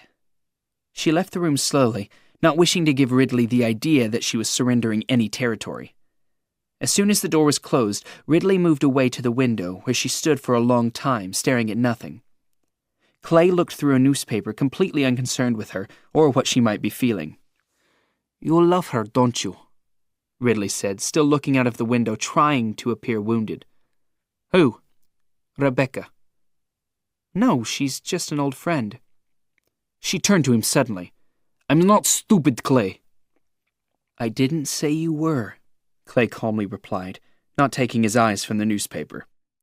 She grabbed her purse and marched angrily out of the room. A few minutes later, Oscar called on his cell phone outside the courtroom. "I've heard a rumor that Mooneyham turned down an offer of $10 million this morning," he said. "Did Fleet tell you this?" "No, we didn't meet." "What's happening at the moment?" "Another Goffman witness is being questioned. A female professor who's criticizing the government's study on Maxatil. Mooneyham is sharpening his knives. It should be ugly." "Do you believe the rumor?" "I'm not sure what to believe. The Wall Street boys seem excited about it. They want a settlement because they think that's the best way to predict costs. I'll call you back later." There were 3 possible results in Flagstaff, and the first 2 would make Clay a very rich man again. If Mooneyham won, Goffman would have to settle with all the other plaintiffs to avoid years of lawsuits and bad publicity. Alternatively, a mid-trial settlement would probably mean a national compensation plan for all plaintiffs. Thinking about the third possibility brought back the sharp pains in Clay's head and legs. If Mooneyham lost his case, Clay would have to prepare for his own trial in D.C. A nurse closed the curtains and turned off the lights and the TV. When she was gone, Clay rested the phone on his stomach, pulled the sheets over his head, and waited. The next morning, Clay was taken back to surgery for some minor adjustments to the pins and screws in his legs. He returned to his room just after noon and slept for 3 hours. Paulette, who had heard from Jonah about Clay's situation and had flown back from London to see him, was waiting when he finally woke up. "Any word from Mulrooney?" Clay asked with a thick tongue. "He called to say the trial was going well," Paulette reported. She adjusted his bed and pillow, gave him water, and, just before she left, handed Clay an overnight envelope, unopened. It was from Patton French. A handwritten note expressed his best wishes for a speedy recovery. The attached letter was from Helen Warshaw. There were now even more people on the list of people suing the members of the Dyloft Plaintiffs' Guidance Committee. Ridley finally came in on her way home from the gym. She brought him some books and magazines and tried to look concerned. After a few minutes, she said, "Clay, the decorator called. I need to return to Mustique." "When?" he asked. "Tomorrow, maybe, if the plane is available." "Sure, I'll call the pilots." Clay felt pleased. Getting Ridley out of town would make his life easier. She was of no benefit around the hospital.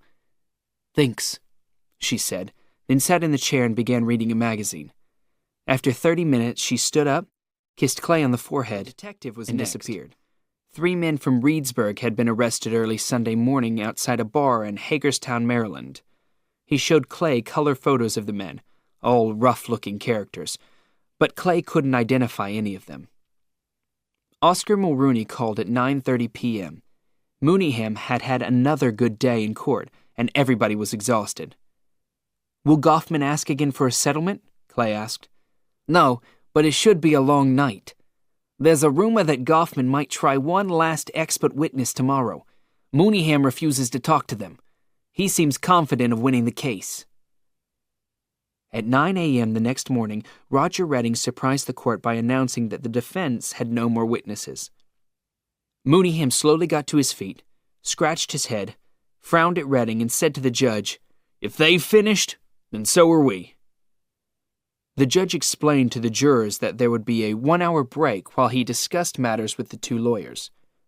When they returned, they would hear the closing arguments, and then at lunchtime they, the jury, could go away and start discussing the case.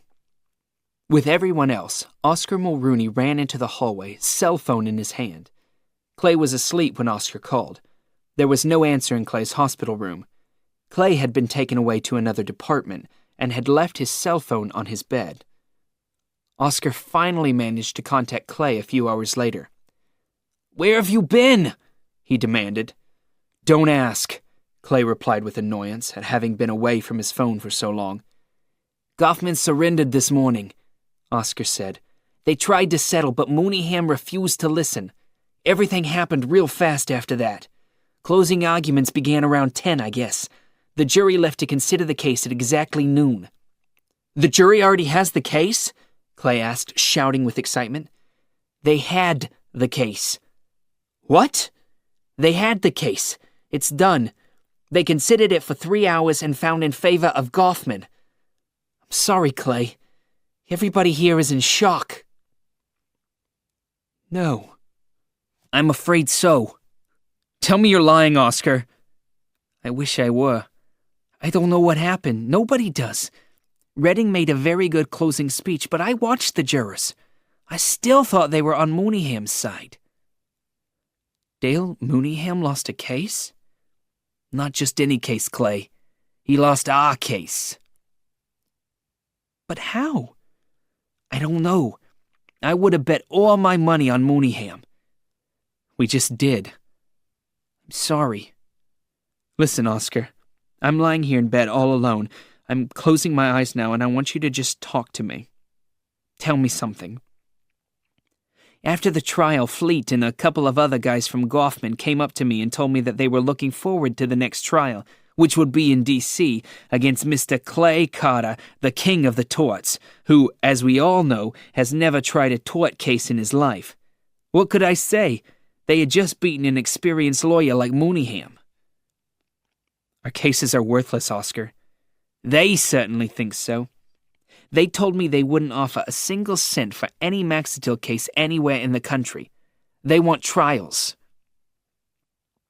Clay kept Oscar on the phone for over an hour, as his unlit room grew dark. Oscar explained in detail the closing arguments. He described the high tension of waiting for the jury's decision, and the shock on the plaintiff's face. A dying woman whose lawyer wouldn't take the $10 million that Goffman was rumored to be offering. Mooneyham, who hadn't lost a case for so long that he had forgotten how to lose, demanded that the jury explain in writing how they had reached their decision. And there was the shock on the Goffman side when they heard the jury's final decision. Oscar ended his story by saying, "I'm going to the bar now." Clay called a nurse and asked for a sleeping pill. 16. Return to sanity. 11 days later, Clay was finally released from the hospital. Paulette pushed his wheelchair out of the hospital to a rented van driven by Oscar. 15 minutes later, they rolled him into his townhouse and locked the door. Paulette and Miss Glick had turned the downstairs into a temporary bedroom. His phones and computer had been moved to a folding table near his bed. His clothes were piled neatly on plastic shelves by the fireplace. For the first 2 hours he was home, he read mail and financial reports, but only what Paulette allowed him to see. Most of what had been printed about Clay was kept away from him. Later, after a short sleep, he sat at the kitchen table with Paulette and Oscar and announced that it was time for serious discussion. 2 days earlier, Oscar had unwillingly agreed to go to New York to meet with Helen Warshaw and basically to beg for her mercy. His boss didn't want to file for bankruptcy, but if pushed too hard by Ms. Warshaw, he would have no choice. She had been unimpressed. Clay was a member of a group of lawyers with a combined value, in her opinion, of $1.5 billion.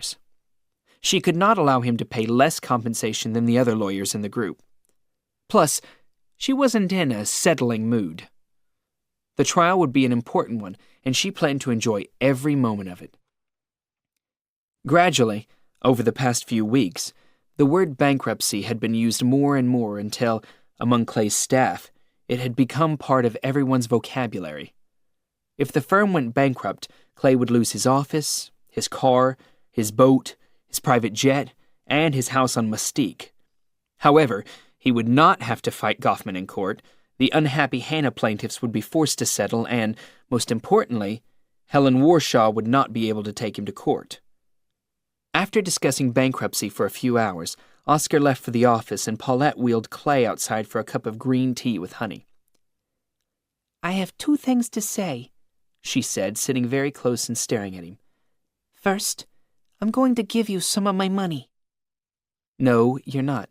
Yes, I am. You made me rich when you didn't have to. It's not my fault you're a stupid white boy who's lost everything, but I still love you. I'm going to help you, Clay. Can you believe all this, Paulette? No, it's beyond belief, but it's true. It's happened. And things will get much worse before they get better. Don't read the papers, Clay. Please, promise me that. Don't worry. I'm going to help you. If you lose everything, I'll be around to make sure you're okay. I don't know what to say. Say nothing. They held hands and Clay fought back tears. A moment passed. Number 2, she said. I've been talking to Rebecca. She's afraid to see you because she might get caught.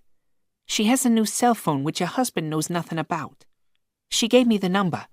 She wants you to call her this afternoon. Her husband's out of town. I'll leave in a few minutes. Rebecca and Jason Myers had decided to end their marriage. At first, he had wanted to delay the divorce, but he also preferred to work 18 hours a day, whether he was in D.C., New York, or Hong Kong. His firm had offices in 32 cities, and he had clients around the world. Work was more important than anything else. He had simply left her, with no apologies and with no plans to change his ways. The divorce papers would be filed in 2 days. Rebecca was already packing her bags. Jason would keep their property. She didn't know where she was going to live. In less than a year of marriage, they had saved little money. He earned $800,000 a year, but she wanted none of his salary. Her parents had not caused any problems. They hadn't had the chance. Myers didn't like them, which was no surprise, and Clay suspected that one reason why he preferred to work in Hong Kong was because it was so far away from the Van Horns. Both had a reason to run. Clay wouldn't, under any circumstances, remain in D.C. He wanted to go somewhere where people didn't know him. For the first time in her life, Rebecca just wanted to get away. Away from a bad marriage, away from her family, away from the country club and the awful people who went there, away from the pressures of making money and acquiring possessions. Rebecca spent the night with Clay and decided not to leave. Over coffee the next morning, Clay began with Tequila Watson and Tarvan and told her everything. Paulette and Oscar returned from the office with more bad news. The homeowners in Reedsburg were being encouraged to file a lawsuit against Clay for mishandling the Hannah case. In total, 6 lawsuits had been filed against Clay, all by the same attorney, who was actively looking for more. Clay's office was organizing a settlement plan to be put in front of the judge in the Hannah bankruptcy. In addition to this, Helen Warshaw wanted to record the evidence of several of the Dyloft plaintiffs. Urgency was required because they were dying, and their video evidence would be important to the trial, which was expected in about a year. Clay agreed to the schedule suggested by Ms. Warshaw, although he had no plans to attend the recording of evidence himself. Under pressure from Oscar, Clay finally agreed to reduce the number of staff at his firm. A letter to the Maxitil clients was also planned and written, in which Clay explained that, after the Mooneyham trial in Flagstaff, it would be almost impossible to prove a link between the drug and cancer. Goffman wasn't willing to consider an out-of-court settlement, and Clay wasn't well enough to prepare for a long trial. He was therefore releasing each client from their contract and wished them luck in any future fight against Goffman with another law firm. There were 100 other details on Oscar's checklist, but Clay was tired. Do you want me to stay tonight? Paulette asked. No, Rebecca's here. You love trouble, don't you? She's filing for divorce tomorrow. What about the Russian girl? I finished with her. For the next week, Clay never left his townhouse. Rebecca packed all of Ridley's things away in the basement and moved in some of her own stuff, although Clay warned her that he was soon going to lose the house. She cooked him wonderful meals and nursed him whenever he needed it. They watched old movies until midnight, then slept late every morning. The last lawyer to enter Clay's life was Mark Munson, a bankruptcy expert whom Criddle had found. Clay discovered that in the 17 months since he had left OPD, he had earned $121 million in fees, but most of this had been spent. He had also earned $7.1 million trading in Ackerman shares, but this would all have to be paid back. If you hide money, you go to jail, Munson warned him. Clay was left with approximately $19 million.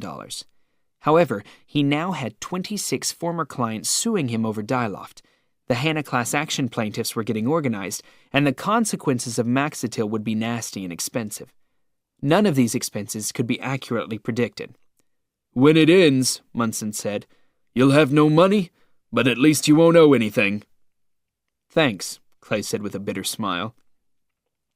After 2 hours with Munson and Criddle, the kitchen table was covered with paper. All that was left of the past 17 months of his life. He was ashamed of his greed and his stupidity.